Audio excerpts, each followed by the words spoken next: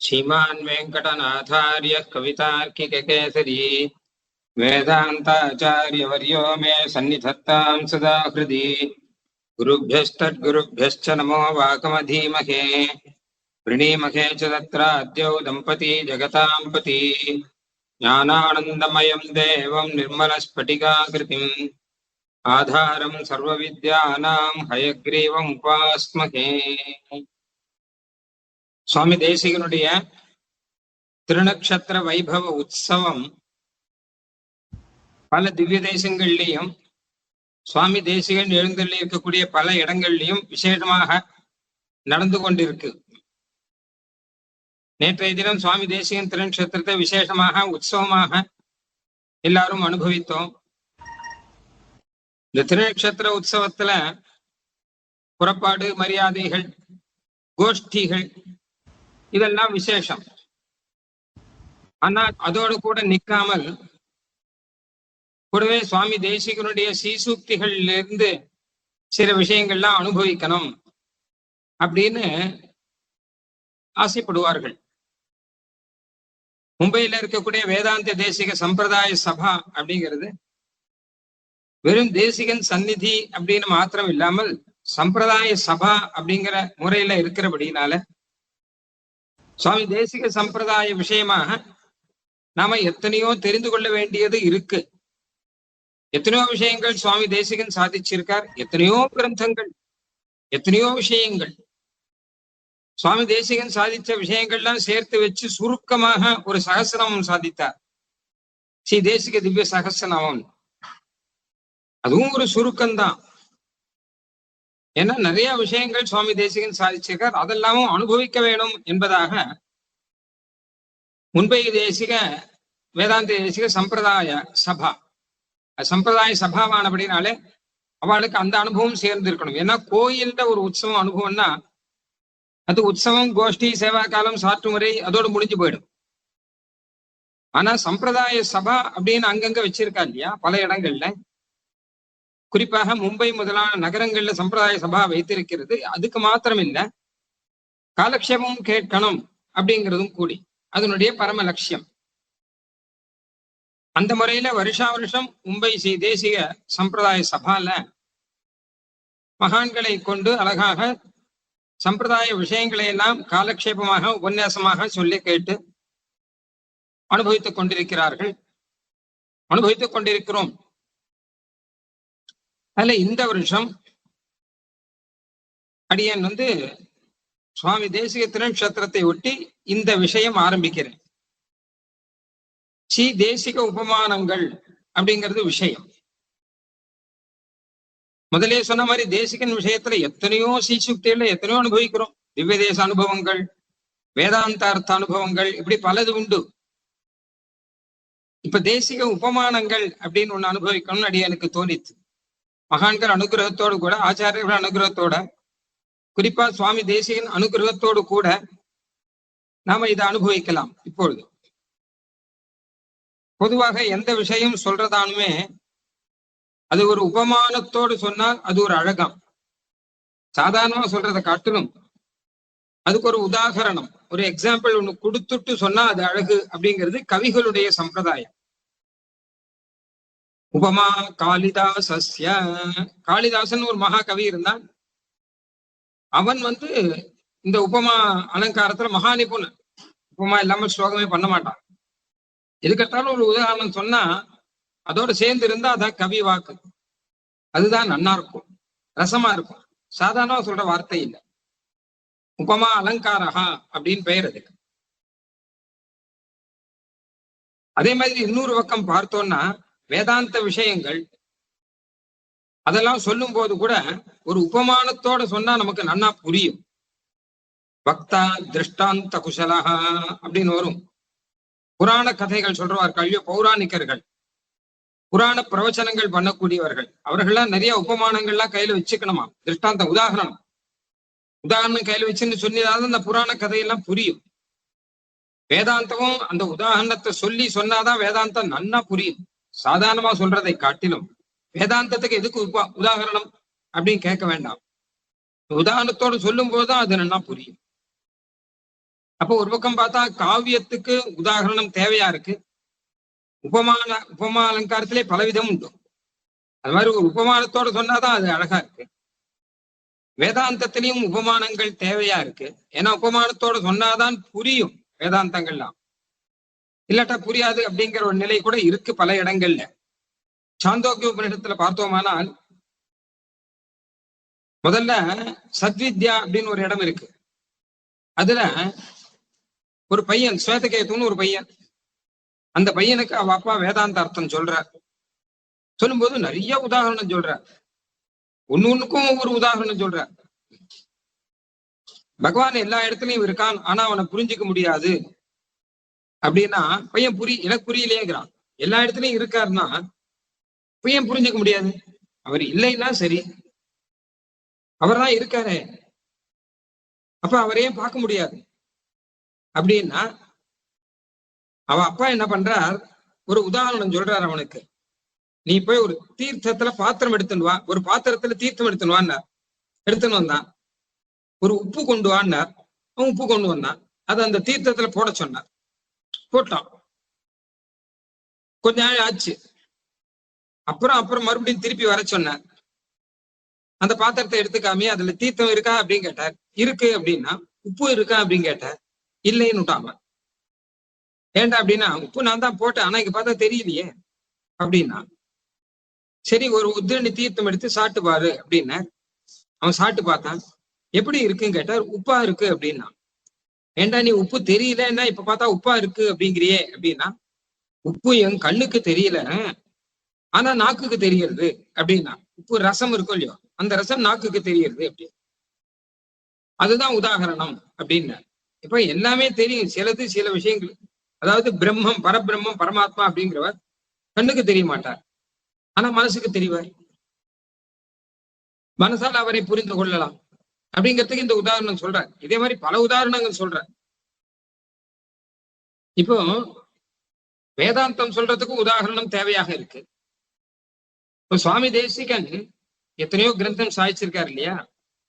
அவர் வேதாந்தம் சாதிச்சிருக்காரா இல்ல கவி மாதிரி காவியம் சாதிச்சிருக்காரான்னா ரெண்டுமே சாதிச்சிருக்காரு. கவி தார்க்கிக சிம்மா அப்படின்னு இருக்கிறபடினால காவியமும் நிறைய பண்ணியிருக்கார், வேதாந்தமும் நிறைய பண்ணியிருக்கார், வேதாந்த சாஸ்திர கிரந்தங்களும் நிறைய பண்ணியிருக்கார். ஒரு விதத்துல பார்த்தானா காவியங்கள்ல வேதாந்தம் நிறைய பண்ணுவார். காவியங்கள்ல எடுத்து பார்த்தோம்னா வேதாந்த விஷயங்கள் நிறைய இருக்கும். வேதாந்தங்கள்ல எடுத்து பார்த்தோம்னா சுவாமி தேசியனுடைய வேதாந்த கிரந்தங்கள் எடுத்து பார்த்தா அதுல காவியத்தினுடைய அழகு நிறைய இருக்கும்.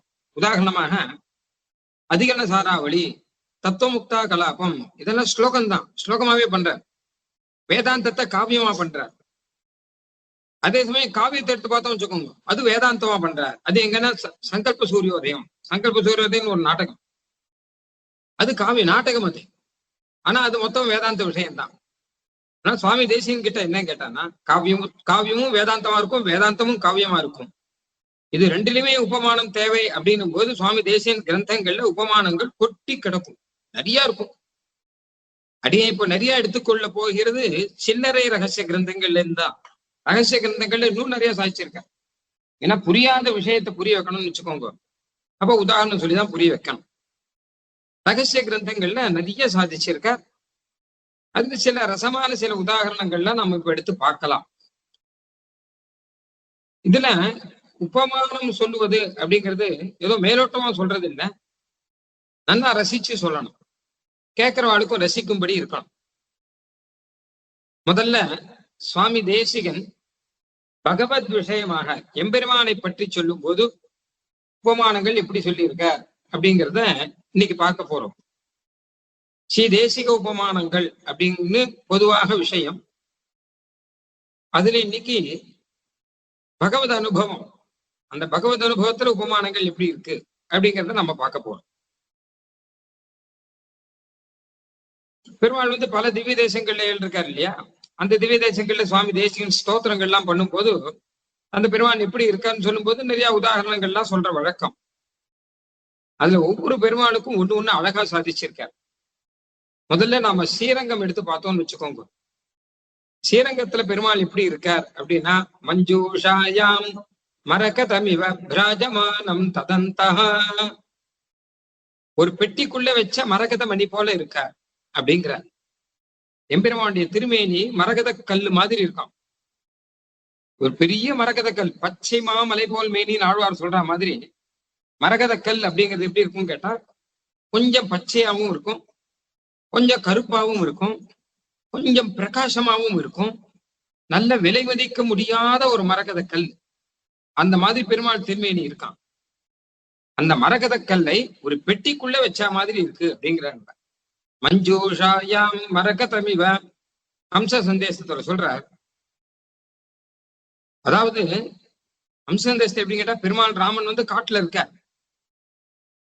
அவர் ஒரு அம்சத்தை தூது அனுப்புறார். அந்த தூது போற வழியில ஸ்ரீரங்கம் இருக்கு. அங்கதான் ரங்கநாதன் வரப்போறார். இன்னும் வரல. இப்போ ராமாவதாரத்துல ரங்கநாதன் அயோத்தியில தான் இருக்கார். உடனே பெருமாள் என்ன பண்ற, அயோத்தியில இருக்கிற அந்த பெருமாளை ஸ்மரிச்சுட்டு ஸ்லோகம் பண்றார். அயோத்தியில இப்ப ரங்கநாதன் இருக்கார். அப்போ மஞ்சூஷாயா மரகதம் இவ பிராஜமானம் ததந்தஹ, அந்த விமானத்துக்குள்ள பெட்டிக்குள்ள மரகதத்தை வச்சா மாதிரி இருக்கார் பெருமாள். இதுல பெருமாளை மரகத வண்ணன் அப்படின்னும் மணிவண்ணன் அப்படின்னும் பல இடத்துல ஆழ்வார்கள்லாம் சொல்றது உண்டு. மாலே மணிவண்ணா, மணிவண்ணன் அப்படின்னு சொல்லும்போது மெனி அர்த்தங்கள் இருக்கு அப்படிங்கிறார். ஒரு அர்த்தம் மாத்திரம் கிடையாது. மணி போல பிரகாசிப்பவன் அப்படின்னு மாத்திரம் அர்த்தம் கிடையாது.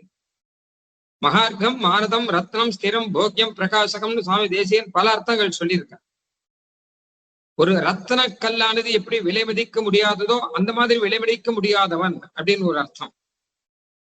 ஒரு ரத்ன கல்லு ஒருத்தன் கையில இருந்ததுன்னா அவனை எப்படி கௌரவத்தோட எல்லாரும் பார்ப்பாலோ அந்த மாதிரி பெருமாள் ஒருத்தன் மனசுல இருந்தான்னா அவனை கௌரவத்தோட எல்லாரும் பார்ப்பார்கள் அப்படின்னு ஒரு அர்த்தம். ஒரு ரத்னம் இருந்தா எப்படி ஸ்திரமா இருக்கும், ஸ்திரமான ஐஸ்வர்யம் அது. அதான் நம்ம கிட்ட இருக்க பைசா எல்லாம் போயிட்டே இருக்கும். ஆனா ரத்தங்கிறது ஆத்துல பூட்டி பத்திரமா வச்சிருக்கும்.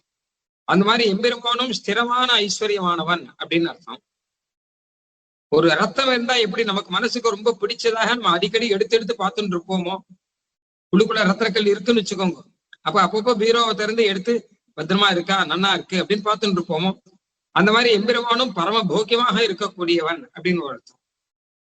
ஒரு ரத்னம் இருந்தா எப்படி பிரகாசத்தோட டால் அடிச்சுட்டு இருக்குமோ அது மாதிரி எம்பெருமானும் பிரகாசமாக இருக்கக்கூடியவன் அப்படின்னு ஒரு அர்த்தம். ஒரு ரத்னம் மனுஷனுக்கு எப்படி நிம்மதியும் சௌக்கியத்தையும் கொடுக்குமோ அந்த மாதிரி பெருமான் கொடுக்கக்கூடியவன் அப்படின்னு ஒரு அர்த்தம். ஒரு ரத்னத்தை நாம் எப்படி சுலபமாக சுக்கிரகம், அதாவது சுலபமாக எடுத்து நம்ம ஒரு பரிசுக்குள்ள போட்டு வச்சுட்டுலாமோ அந்த மாதிரி பெருமாளையும் சுலபமாக நாம எடுத்து நம்ம ஆத்துக்குள்ள கொண்டு வந்து வச்சுட்டு விடலாம். இல்ல அப்படிப்பட்ட திருவேணியில பெருமான் இருக்கா, நம்ம ஆத்துக்குள்ள பெட்டிக்குள்ள உட்காந்துருக்க. அப்போ ஆத்துக்குள்ள பெட்டிக்குள்ள இருக்கிறாங்கிறபடினால அவர் சுலபமா நினைச்சிட வேண்டாம். அவர் ரத்னம். ஒரு ரத்னத்துக்கு இருக்கக்கூடிய மதிப்பு அவருக்கு உண்டு. ரத்தத்துக்கு இருக்கக்கூடிய கௌரவம், அழகு, பிரகாசம், மதிப்பு எல்லாம் உண்டுங்க. அதை வச்சுட்டுதான் மணிவண்ணான் பல இடங்கள்ல சொல்லியிருக்கார். இப்ப அதே மாதிரி ரங்கநாதன் ஒரு ரத்னமா இருக்காரா. அவர் இருக்கக்கூடிய அந்த பிரணவாகார விமானம் அப்படின்னு ஒரு விமானம் இருக்கு. அது உண்மையில பார்த்தா சின்ன பெட்டி மாதிரி இருக்கும். ரவுண்டா இருக்கக்கூடிய இப்படி இருக்கும். முன்னாடி ரெண்டு கம்பங்கள், 2 கம்பங்களுக்கு நடுவில் போய் பெருமாளை சேவிக்கணும்.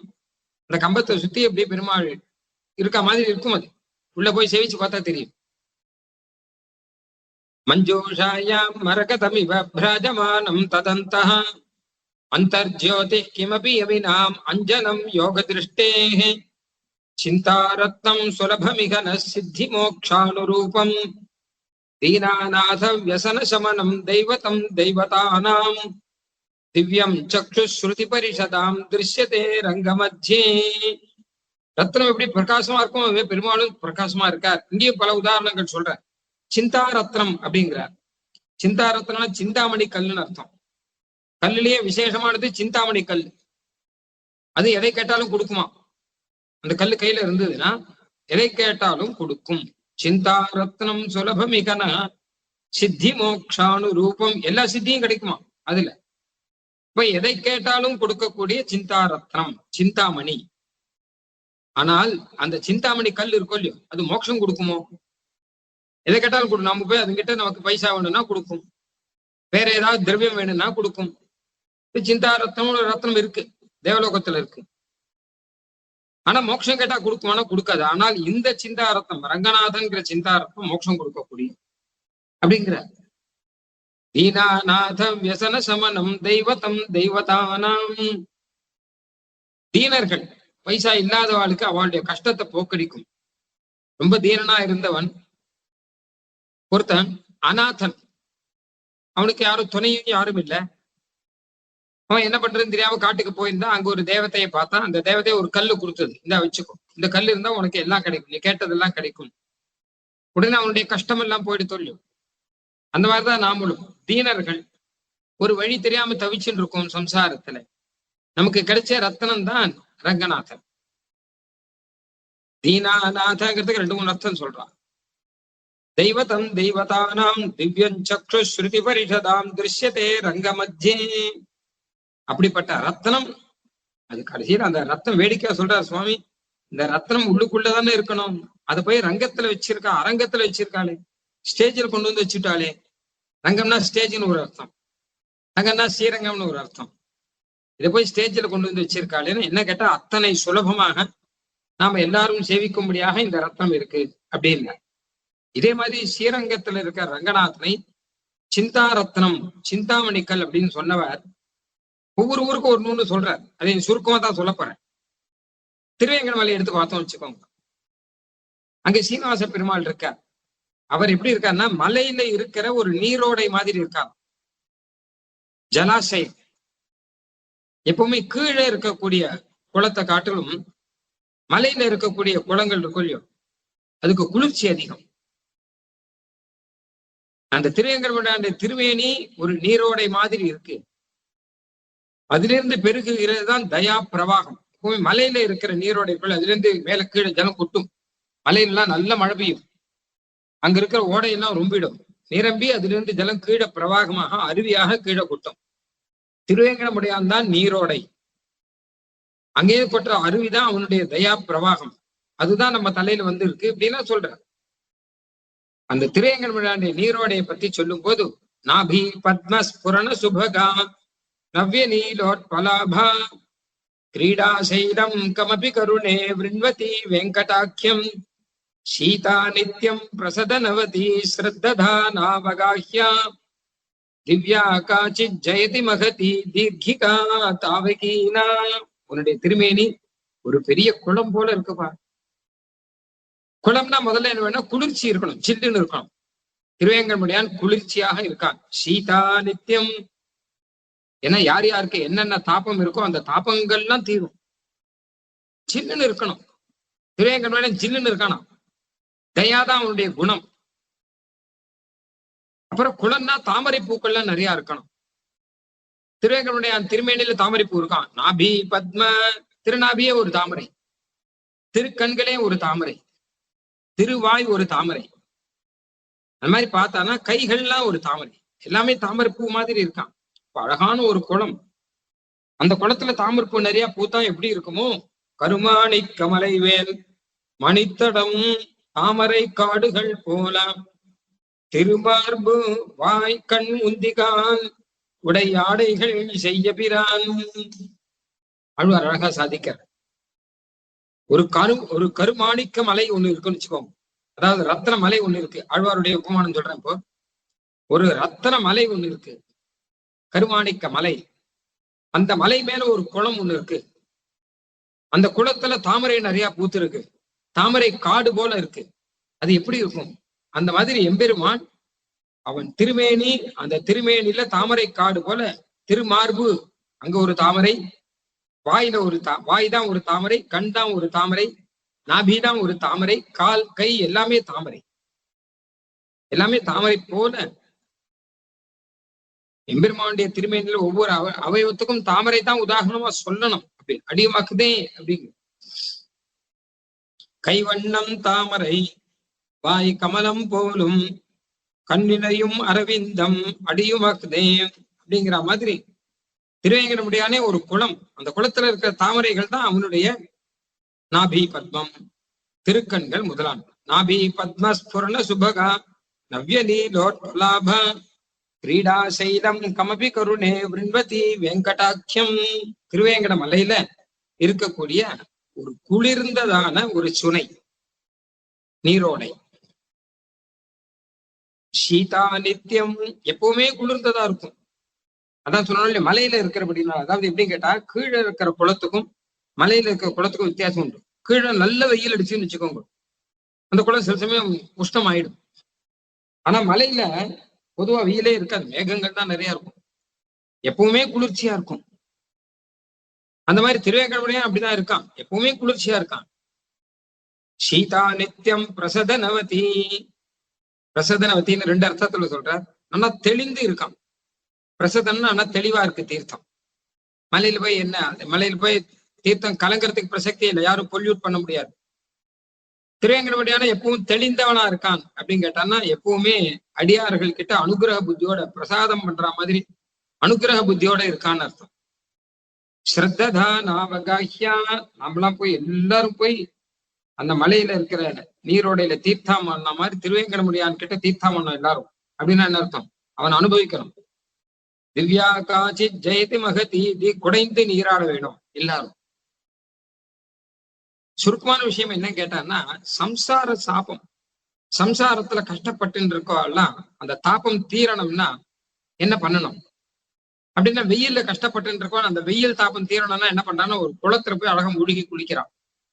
வெயில் தாபம் தீர, வெயில ரொம்ப தூரம் நடந்து வந்தான்னு வச்சுக்கோங்க, தாபம் தீரணும்னா குளிக்கணும், முதல்ல குளத்துல அழகா குளிக்கிறான்.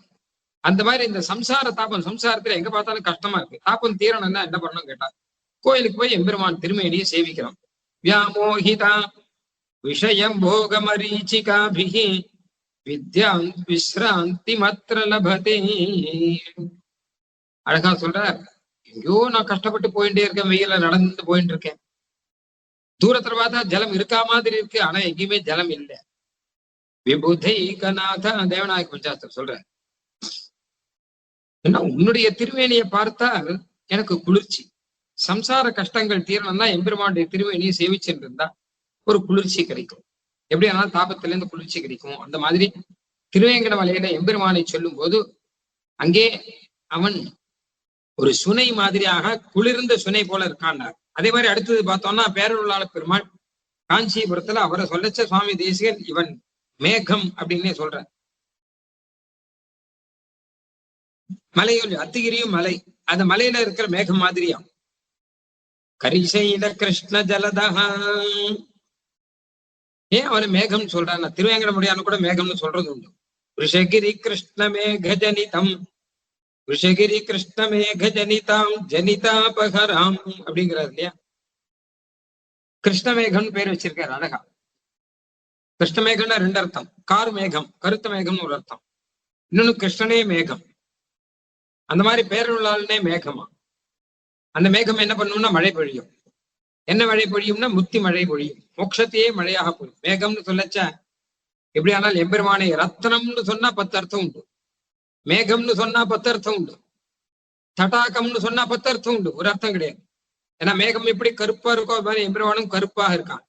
மேகம் எப்படி குளிர்ச்சியாக இருக்கோ அது மாதிரி எம்பெருமானும் குளிர்ச்சியாக இருக்கிறான். மேகம் எப்படி மழை பொழிகிறதோ அப்படி எம்பெருமானும் மழையை பொழிகிறான், அருளை பொழிகிறான். நிறைய வச்சுக்கணும். அதான் சொல்ற, முத்தி மழை பொழியும் முகில்வண்ணர் வந்தார், மோட்சத்தை மழையாக பெய்கிறானாம் பேருளாள. இங்க மேகம் அப்படின்னா மேகம் ஜலம் எங்கேயாவது எடுக்கணும் இல்லையோ, ஒரு சமுத்திரத்திலேருந்து ஜலத்தை எடுக்கிறது மேகம், எடுத்து நமக்கு கொடுக்கறது. அந்த மாதிரி இந்த மேகம் காஞ்சிபுரத்துல பேருளாள பெருமான்கிற மேகம், அவர் ஜலம் எடுத்தார், அவர் மழையை பொழிகிறார்னா எந்த சமுத்திரத்திலிருந்து எடுத்தார் அப்படின்னா ராமானுஜருங்கிற சமுத்திரத்திலிருந்து எடுத்தாருங்க. ராமானுஜருங்கிற கருணை கடல், அந்த கருணை கடல்ல இருந்து நீரை எடுத்த எம்பெருமான் கருணை மேகம். இது கார் மேகம், கருணை மேகம். ராமானுஜர் கருணை கடல், பேரருளாள பெருமாள் கருணை மேகம். அதனால்தான் நமக்கு கிடைக்கிறது கருணை மழை. ராமானுஜர் கருணை கடல் அப்படிங்கிறது காரே கருணை ராமானுசா. என்ன ஆச்சுன்னு கேட்டானா, எம்பெருமானுக்கு தீர்த்த கைங்கரியம் பண்ணிட்டு இருந்தார் பகவத் ராமானுஜர். ஒரு சமயம் பேருளாள பெருமானும் பெருந்தேவி தாயாருமாக ராமானுஜரை வழி திகைத்து நின்ற காட்டிலிருந்து காப்பாற்றினார்கள். அதனால அவர்களுக்கு தீர்த்த கைங்கரியம் பண்ணிட்டு இருந்தார் பகவத் ராமானுஜர். அந்த தீர்த்தத்தை சாட்டுதான் வரதராஜ பெருமாளுக்கு எல்லாருக்கும் மோட்சம் கொடுக்கணுங்கிற எண்ணமே வந்துதான். ஏன்னா அந்த கடல் அப்படிப்பட்டது. அந்த கடல் கருணை கடல், எல்லாருக்கும் மோட்சம் கொடுக்கணும்னு பகவத் ராமானுஜர் நினைச்சுட்டு இருக்கார். மொத்த ஜீவராசிகளும் மோட்சத்துக்கு போகணும்னு நினைச்சுட்டு இருக்கார். அவர் கொடுத்த தீர்த்தத்தை சாப்பிடுறது இந்த மேகம். அப்ப அதுக்கும் அந்த எண்ணம் வந்துட்டு அப்ப என்ன பண்ணிட்டுன்னு கேட்டான்னா எல்லாருக்கும் அந்த மோட்சத்தை கொடுக்குறது. அதாவது கடல் நீர் இருக்கே, கடல் நீர் தான் நம்ம சாப்பிடுறோம். ஆனா கடல் நீரா சாப்பிடல, மேல அது மழையாக பொழிகிறது. கடல் நீரை மேகம் எடுத்து நமக்கு மழையாக கொடுக்கிறது. அந்த மாதிரி ராமானுஜர் தான் நமக்கு மோட்சம் கொடுக்கிறார். ஆனா அவர் சாட்சாத்தா ராமானுஜர் நமக்கு கொடுக்கல. ராமானுஜர் சொல்லி இருக்கார். ராமானுஜர் கிட்டே இந்த கருணையை அந்த பேரொழாளங்கிற மேகம் வாங்கிட்டு இருக்கு. அவர் தான் நமக்கு மோட்சம், பெருமாள் தான் மோட்சம் கொடுப்பார். ஆச்சரியங்கிறவர் அதுக்கு காரணமா இருக்கார், அவ்வளவுதானே. அப்ப பெருமாள் மோட்சம் கொடுக்கிறார். அதனால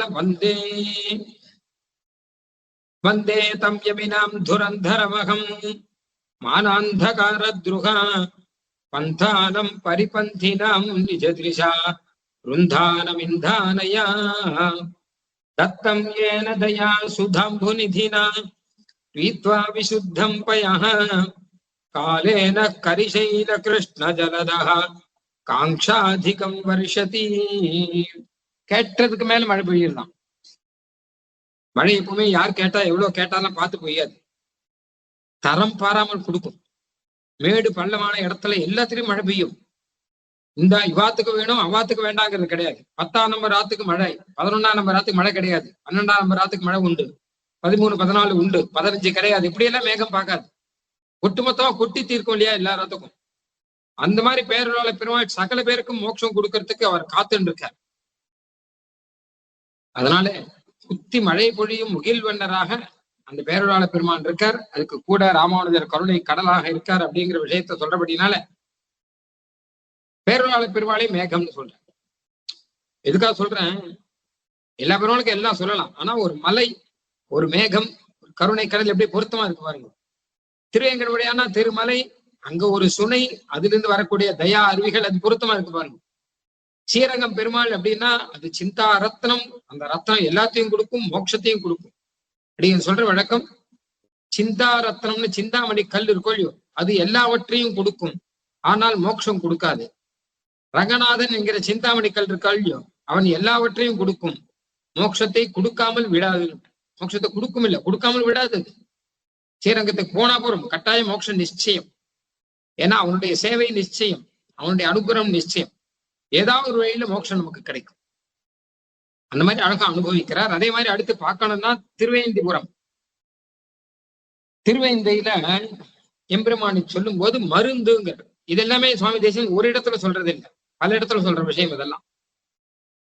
வெற்புடனோடொன்றி ஐந்தையில் வெவ்வின தீர் மருந்து ஒன்று அற்புதமாக அமர்ந்தமை கேட்டு அருள் வேண்டி நிற்க. அந்த காலத்துல மருந்தெல்லாம் எங்க கிடைக்கும் கேட்டா, மலை மேல போய் மருந்து எடுத்துணும். ஓஷதி செடி இப்ப மாதிரி கடையில வாங்க முடியாது. மருந்து செடிகள், மூலிகைகள், ஓஷதின்னு சொல்லுவாங்க, அதெல்லாம் மலையில இருக்கும். திருவேந்திபுரத்துல ஒரு மலை இருக்கு. அந்த மலைக்கு ஔஷதகிரினே பெயர். ஓஷதி மலை, மருந்து மலை அப்படின்னே பெயர். அந்த மலையை ஆஞ்சநேயர் அவர் எடுத்துன்னு வர ஸ்ரீராமாவதாரத்துல பெருமாள் ஸ்ரீராமனுக்காக 3 ஓஷதியை தேடிட்டு போறாரு. அப்போ அந்த ஓஷதி கிடைக்கல, அந்த மலையே தூக்கிட்டு வந்தார் அப்படின்னு எல்லாருக்கும் தெரியும்.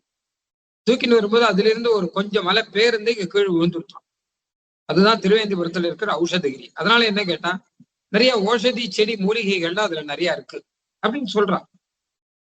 அதெல்லாம் இருக்கட்டும், சுவாமி தேசிகன் என்ன சொல்றாருன்னா, அந்த ஓஷதி எல்லாம் இருக்கட்டும், வேற ஒரு முக்கியமான ஒரு மருந்து அந்த மலையை ஒட்டி இருக்கு. மலை மேல இல்ல, மலையை ஒட்டி இருக்கு. அதுதான் தேவநாதன் அப்படிங்கிற மருந்து. எதுக்கு மருந்து இந்த மருந்து? சம்சாரத்துக்கு மருந்து. வெற்புடனோடொன்றி, மலையோட சேர்த்து, ஐந்தையில் வெவ்வினதி, நம்மளுடைய பாபங்களை எல்லாம் போக்கக்கூடிய ஒரு மருந்து. மருந்து இருக்கு. மருந்து பாபத்தை போக்குமான்னா, ஏதோ வியாதியை தான் போக்கும். பூர்வ ஜென்ம கிருதம் பாபம் வியாதி ரூபேன ஜாயதே கச்சாந்தி ரௌஷதை தானைஹி ஜபஹோமார்ச்சனாதிபிகி. உடம்பு சரியில்லை அப்படின்னா உடனே டாக்டரை பார்க்க போறோம், உடனே மருந்து கொடுக்குற, உடனே சாப்பிடுறோம், சரியாரா மாதிரி இருக்கு. சரியாதா சரியாலையா அப்படின்னு கேட்டா அழகா சொல்றா, அப்பா உடம்பு சரியில்லைங்கிறதுக்கு காரணம் என்ன அப்படின்னா, உனக்கு ஏன் உடம்பு சரியில்லை? டாக்டர் என்ன சொல்லுவார், காரணம் என்ன பார்ப்பார். பிசிக்கலாக சயின்டிபிக்காக என்ன காரணம் இருக்கு அப்படின்னு பார்ப்பார். இல்ல சுகர் அதிகமாச்சா, இல்ல ஏதாவது அதிகப்படியா சாப்பிட்டுட்டியா, என்ன காரணம் பார்ப்பேன். ஆனா அதுக்கு மேல மூல காரணம் ஒண்ணு இருக்கு. அதுதான் நம்ம பண்ண பாப்பம். அந்த பாப்பம் தான் வியாதி ரூபத்துல வந்திருக்கு. அதனால என்ன பண்ணணும் கேட்டான்னா, அந்த வியாதிக்கு காரணமா நம்ம சரீரத்துல இருக்கக்கூடிய ஏதோ ஒரு கேடு இருக்கும் இல்லையோ, அதை போக்கினா போராது. அதுக்கு மூல காரணம் பாப்பம். அந்த பாப்பத்தையும் போக்கணும். மருந்து சாப்பிட்டா போராது. மருந்து சாப்பிட்டால் வியாதிக்கான இந்த சயின்டிபிக் காரணம் தான் போகும். ஆனா சாஸ்திரியமான காரணம் ஒண்ணு இருக்கு. அது நாம அனுபவிச்சாதான் விடும், இல்லாட்டா விடாது. அனுபவிச்சாகணும். ஏன்னா பாபம் தான் வியாதி ரூபத்தில் வந்திருக்கு. பூர்வ ஜன்ம கிருதம் பாபம் வியாதி ரூபேண ஜாயதே தச்சாந்தி. அப்ப வியாதியை போக்கணும் ஔஷதைஹி. ஔஷதம் சாப்பிடுறோம், இது ஒண்ணு. தானைஹி, பாபம் போட முடியும், நிறைய தானம் பண்ணணும். ஜபஹோம அர்ச்சனாதிபி, ஜபம் ஹோமம் அர்ச்சனம் எல்லாம் பண்ணணும். பைசா செலவழிச்சாதான் சில வியாதி சரியாகும், இல்லாட்டா சரியாகாது. அநேரம் அனுபவிச்சிருக்கு. எத்தனை டாக்டர் பார்த்தாலும் சரியாகாது. அதுக்கான பைசா தானம் பண்ணணும், பண்ணாதான் போகும். ஜபம் ஹோமம், பகவான் நாமம் சொல்லணும். அச்சுதானந்த கோவிந்தான்னு சொன்னாதான் சரியாகும். பாபம் போட முடியும். அச்சுதானந்த கோவிந்த நாமோச்சாரண பேடதா நஷ்யந்தி சகலா ரோகான்னு. ஏன்னா பாபம் போகும். அதனாலே பாபத்தை போக்குற மருந்து வேணும் நமக்கு. மருந்துன்னா வெறும் நோயை போக்குற மருந்து போராது, நோய்க்கு காரணமான பாபத்தை போக்குற மருந்து வேணும். அந்த மருந்து தான் தேவநாத பெருமாள் அப்படிங்கிற மருந்தான். உதிதம் பவனப்பாயாத் ஔஷதாத்ரி சமீபதா ஔஷதம் சேதசா சேவ்யம் அபுனஸ்தன்யபாயினாம் அப்படின்னு அழகா சொல்ல. அப்ப தேசியத்தை கேட்டா, மருந்துங்கிறீரே, இந்த மருந்தை எப்படி சாப்பிடணும்னு ஒருத்தன். மருந்துன்னு சாப்பிடணும் இல்லையோ, இந்த மருந்தை எப்படி சாப்பிடுறது அப்படின்னு கேட்டான். ஔஷதம் சேதசா சேவ்யம், இது மனசுனால சாப்பிட வேண்டிய மருந்து. பாரு, வாயால சாப்பிட மருந்து இல்லை. எல்லா மருந்தும் வாயால போறதான்னு. சில மருந்து போட்டு இன்ஜெக்ஷன் பண்ணி விட்டுடுறான். வாயால போறதெல்லாம் போராது. உனக்கு இன்ஜெக்ட் பண்றா இல்லையா, அந்த மாதிரியாக இந்த தேவநாதன் அப்படிங்கிற மருந்தை மனசால சாப்பிடணும். மனசாலே பருகணும், மனசாலே அனுபவிக்கணும். அனுபவிச்சால் பாபம் போகும். பாபம் போனாதான் நம்முடைய வியாதி போகும். அதனால மருந்துன்னு ஆழ்வார்களே சொல்லியிருக்கார். மருந்தும் பொருளும் அமுதமும் தானே திருந்திய செங்கன்மானாங்கே அப்படின்னு பேயாழ்வார் சாதிக்கிறார். அந்த மாதிரி ஔஷதகிரியில இருக்கக்கூடிய தேவநாத பெருமான் அவன் ஔஷதமா இருக்கான், அவன் மருந்தாவே இருக்கான். எத்தனை ஔஷதகிரியில எத்தனை மருந்து மலையை ஒட்டின்னு இருக்கோ, அந்த மாதிரி மருந்து செடி எப்படி ஒட்டின்னு இருக்கோ அது மாதிரி மலையை ஒட்டின்னு இருக்கான். ஒரு சின்ன திருமேனி எடுத்துட்டு மலையோட இப்ப வேணா பார்த்தா பெரிய கிராமங்கள் மாதிரி இருக்கு. ஒரு காலத்துல எப்படி இருந்திருக்கும்னா, இந்த பக்கம் பார்த்தா ஔஷதகிரி, அந்த பக்கம் பார்த்தா கருட நதி, ரெண்டுக்கு நடுவுல சின்னதா ஒரு இடைப்பட்ட இடம், அதில் தான் கோயில் இருக்கு. அதில் தான் இந்த திருவேந்திபுரம் ஊரே அப்படிதான் இருக்கு. அப்ப அந்த மலையோட ஒட்டி, நதியை ஒட்டி, மலையோட ஒட்டி சேர்ந்து இந்த மருந்து செடி ஒண்ணு இருக்கான். அது சேத்தசா சேவ்யம் ஔஷதாத்ரி சமீபதான்னு சொல்ற. அதுக்குதான் ஔஷதாத்தி பக்கத்துல இருக்கு. அந்த மருந்தை சாப்பிட்டா அது சகலத்துக்கும் மருந்து. வெற்புடனோடொன்றி ஐந்தையில் வெவ்வின தீர் மருந்து ஒன்று. எல்லா பாபத்துக்கும் போறதுக்கும் ஒரே மருந்துன்னார். எல்லா வியாதிக்கும் ஒரே மருந்து உண்டா? தலைவலிக்கு வேற, வயிற்று வலிக்கு வேற. டாக்டர் போனானா தலைவலி அப்படின்னு சொன்னான்னா தலைவலிக்கும் மருந்து கொடுத்துட்டார். அப்படியே எனக்கு 4 நாளா தலைவலி, கழுத்து வலி எல்லாம் இருக்குன்னு போனேன். தலைவலிக்கு ஒரு மருந்து இந்தாங்க வச்சுக்கோங்க. கழுத்து வலி, சரி கழுத்து வலிக்கு இந்த மருந்து வச்சான். அப்புறம் 3வது ஒண்ணு கொடுத்தார். இது எதுக்குன்னு கேட்டாங்க. இந்த 2 மருந்தையும் சாப்பிட்டா வயிற்று வலி வரும், அதனால அதுக்கு இந்த மருந்து வச்சுக்கோங்க. அந்த மருந்து வயிற்றுக்கு ஒத்துக்காதான், அதெல்லாம் கேஸ் ட்ரபிள் பண்ணும், அதுக்கு இந்த மருந்து வச்சுக்கோங்க. 3க்கும் 3 மருந்து. இந்த 3 மருந்தும் கரெக்டா போய் டாக்டர் கிட்ட கேட்டா, நீங்க 3 மருந்து கொடுத்துக்கோங்க. ஒண்ணு தலைவலிக்கு, ஒண்ணு வயிற்று வலிக்கு, ஒண்ணு கழுத்து வலிக்கு. ஆனா இந்த மருந்துக்கு எதுக்கு எங்க போகணும்னு தெரியுமா? வாயில போட்டுருவேன். தலைவலி மருந்து தலைக்கு போனமோ இல்லையோ, கழுத்து வலி மருந்து கழுத்துக்கு போன அதுக்கு தெரியுமா அப்படின்னு கேட்டான். வேடிக்கையான கேள்வி. இப்ப என்ன கேட்டான்னா, எல்லாத்துக்கும் சேர்ந்து ஒரே மருந்து, சகல பாபத்துக்கும் சேர்ந்து இருக்கக்கூடிய ஒரு மருந்து. அது இன்னொன்னுத்துக்கும் ஒரு கிடையாது. வெவ்வென தீர் மருந்து ஒன்றும். எப்படியானால் இந்த மருந்து ஒன்றுன்னு சுவாமி தேசிகன் சாதிக்கிறார். இதனுடைய தாற்பயத்தை அவரே சொல்றார். சர்வதர்மான் பரித்தியஜ்ய மாம் ஏகம் சரணம் வருதேங்கிறான் கண்ணன். நான் என் ஒருத்தனை சரணாகதி பண்ணு, ஏக்கம்னு ஒரு பதம் போடுறான். என்னை தவிர வேற கிடையாது, நானே சகலத்துக்கும். சர்வ தர்மான் பரித்தியஜ்ய சர்வ பாபேபியா, இது வச்சுக்கோங்க. அகந்தா சர்வ பாபேபியா, நான் சர்வ பாபத்துக்கும் உன்னை மோட்சம் இருக்கக்கூடியவன். மாம் ஏகம், நான் ஒருத்தன் அப்படிங்கிறான். அங்க பாருங்க, சர்வன் இருக்கு. எல்லா பாபத்துக்கும் ஏகம், ஒருத்தனே. அதுதான் எல்லா பாபத்துக்கும் போக்கக்கூடிய ஒரே மருந்து அப்படின்னு அங்க சாதிக்கிறார். இந்த மாதிரி பார்த்தால் ஒவ்வொரு திவ்ய தேசத்திலுமே அந்தந்த திவ்ய தேசத்துக்கு ஏத்த மாதிரி அழகா சாதிக்கிறார். அப்படின்னு இப்ப 4 சொன்னேன், இன்னொரு 4 சுருக்கமா சொல்லிட்டு போறேன். ஏன்னா அடுத்த விஷயம் போகணும், அதனால விஸ்தாரமா சொல்ல போறது இல்லை. முதல்ல நம்ம பார்த்தது ஸ்ரீரங்கம், அங்கே இருக்கக்கூடிய எம்பெருமான் ஒரு தங்க பெட்டியில இருக்கக்கூடிய சிந்தாமணி கல்லு. திருமலையில இருக்கக்கூடிய பெருமான் மலையில குளிர்ந்து இருக்கக்கூடிய சுனையானவன். திருவத்திகிரியில இருக்கக்கூடிய பெருமான் அத்திகிரி மலையில தவழக்கூடிய மேகம், முக்தி மழை பொழியக்கூடிய மேகம், ராமானுஜன் கருணை கடல்ல இருந்து ஜலம் எடுத்த மேகம். திருவேந்திபுரத்துல இருக்கக்கூடிய பெருமான் ஔஷதாத்ரி அப்படின்னு ஒரு ஔஷத மலை இருக்கு, அந்த மலையோடு சேர்ந்து ஒட்டி இருக்கக்கூடிய ஒரு ஔஷதம், மலையோட மலையை சேர்ந்து ஒட்டி இருக்கக்கூடிய ஒரு ஔஷதம். இதே மாதிரி இன்னொரு 4 திவ்ய தேசம் சுவாமி தேசிகன் அனுபவிக்கிறார். திருக்கோவிலூர்ல எம்பெருமான் திருவிக்கிரம பெருமான் இருக்கான். அவனை சொல்லச்ச கரும்புங்கிறார். பன்னா தடேக்ஷு சுபகஸ்ய ரசோ பகுஸ்தே, அது பெண்ணையாறு. திருக்கோவிலூர்ல பெண்ணையாறு இருக்கு. அந்த பெண்ணையாறு பக்கத்துல நிறைய கருப்பு தான், மொத்தம் கரும்பு தோட்டங்கள், எல்லாரும் கரும்பு பயிரிட்டு இருக்காங்க. அந்த கரும்போட கருப்பா இவன் இருக்கான் பெருமாள். அவரும் பெண்ணையாத்தங்கரையில, திருக்கோவிலூர்ல திருவிக்கிரம பெருமான் பெண்ணையாத்தங்கரையில பார்த்தான்னா நிறைய கரும்பு இருக்கு இல்லையா, அந்த மாதிரி ஒசரமா இவரும் திருவிக்கிரம பெருமான் இல்லையா, அதனால இவரும் கரும்போட கருப்பா இவர் இருக்கார். அப்படின்னா என்ன அர்த்தம்னா, கரும்புக்கு எப்படி ரசமோ அப்படி ரசமானவன் அப்படின்னு அர்த்தம். மதுர ரசத்துக்கு கரும்பு தானே உதாரணமா சொல்றது. அந்த மாதிரி இவன் பரமபோக்கியமானவன் அப்படிங்கிற இந்த கரும்பு உதாரணம் தேசியன் பல இடத்துல சாதிக்கிறார்.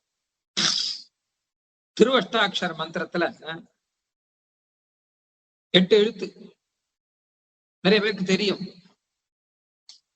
இதுல சில பேர் நல்ல வேதாத்தியனங்கள்லாம் பண்ணக்கூடிய யோகியதையில இருக்கக்கூடியவர்கள், அவர்கள் இந்த 8 அக்ஷரத்தோட சொல்லுவார்.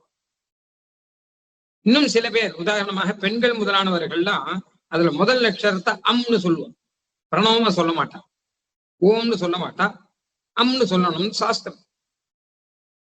அது மாதிரி சில பேர் கடைசியில நாராயணாய அப்படின்னு அந்த ஆயங்கிறத விட்டுடுவான், நாராயண அப்படின்னு இருக்கும். ஆனா இதுல ஒரு கேள்வி ஒண்ணு வரும், என்ன சுவாமி முன்னாடியும் ஒண்ணு எடுத்துட்டேர் பின்னாடியும் ஒண்ணு எடுத்துட்டேர், முன்னாடி ஒண்ணு சுருக்கி அம்னு ஆக்கிட்டேர், பின்னாடி ஆயங்கிறதும் கிடையாது. நான் சொல்லல, மந்திரசாஸ்திரம் சொல்றதுங்கிறார் தேசிகன். மந்திரசாஸ்திரத்துல சொல்லியிருக்கு. அப்படி எடுத்துட்டா ரசம் குறைஞ்சிடாது, அது பூர்ணமா இருந்தா தானே ஒரு ரசம் அப்படின்னா. அது சுவாமி தேசிகன் சொல்றார், அப்படி இல்ல. 8 கணு கரும்பு போல, 8 கணு கரும்புல மேல தோகை இருக்கும், கீழே கரும்புல கீழே அடிபாகம் இருக்கும். இந்த ரெண்டையும் கழிச்சு கெடுத்துட்டா அந்த கரும்பு இருக்கும் இல்லையோ, அதுதான் நம்ம சாப்பிட முடியும். கரும்புல மேல் பக்கம் கரும்பு தோகை அப்படின்னு இலை இருக்கும், அதை கழிச்சுடணும்.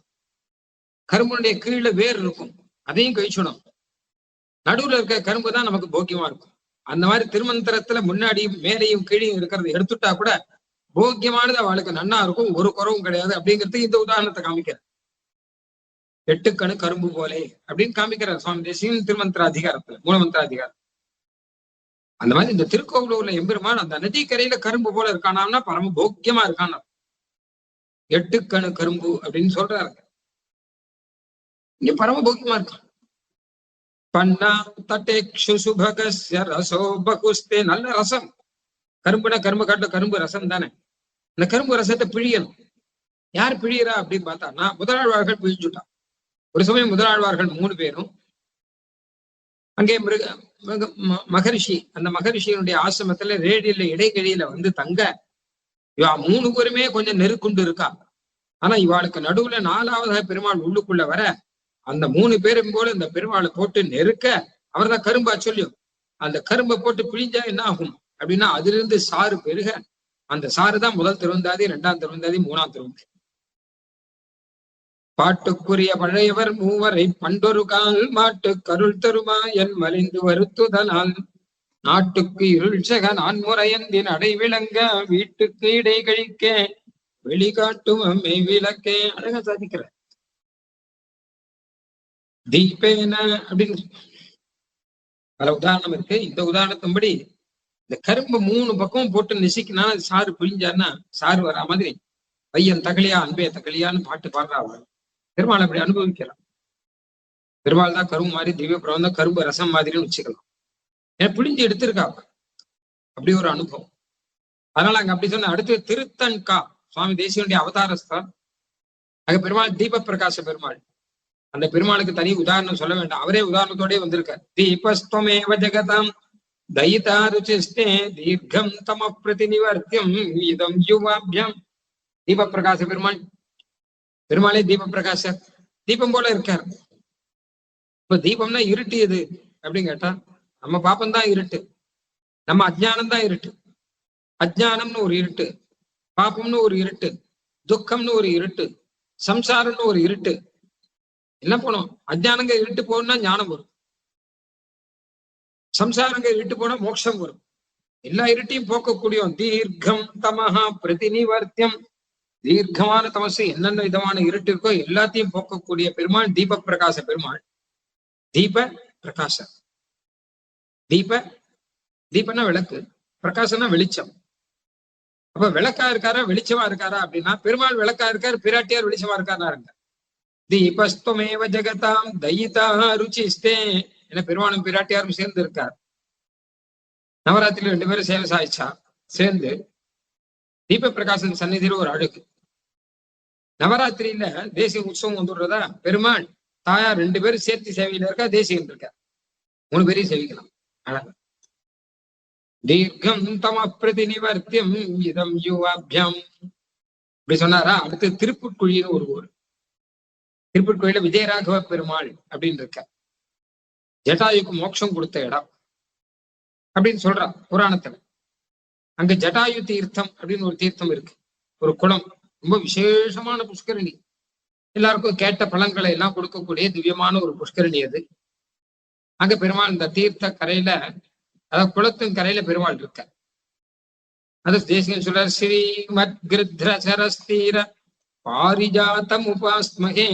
அப்ப அந்த பெருமாளை சொல்லிச்ச பாரிஜாத விரக்ஷம். ஏன்னா குளத்தின் கரையில மரம் இருக்கும். பொதுவா கிராமங்கள்லாம் பார்த்தோம்னா குளத்தை சுத்தி மரம் இருக்கும். அந்த மரத்தோட நிழல் குளத்துல வரும். குளத்துக்கும் நல்லது, மரத்துக்கும் நல்லது, குளத்துக்கும் நல்லது.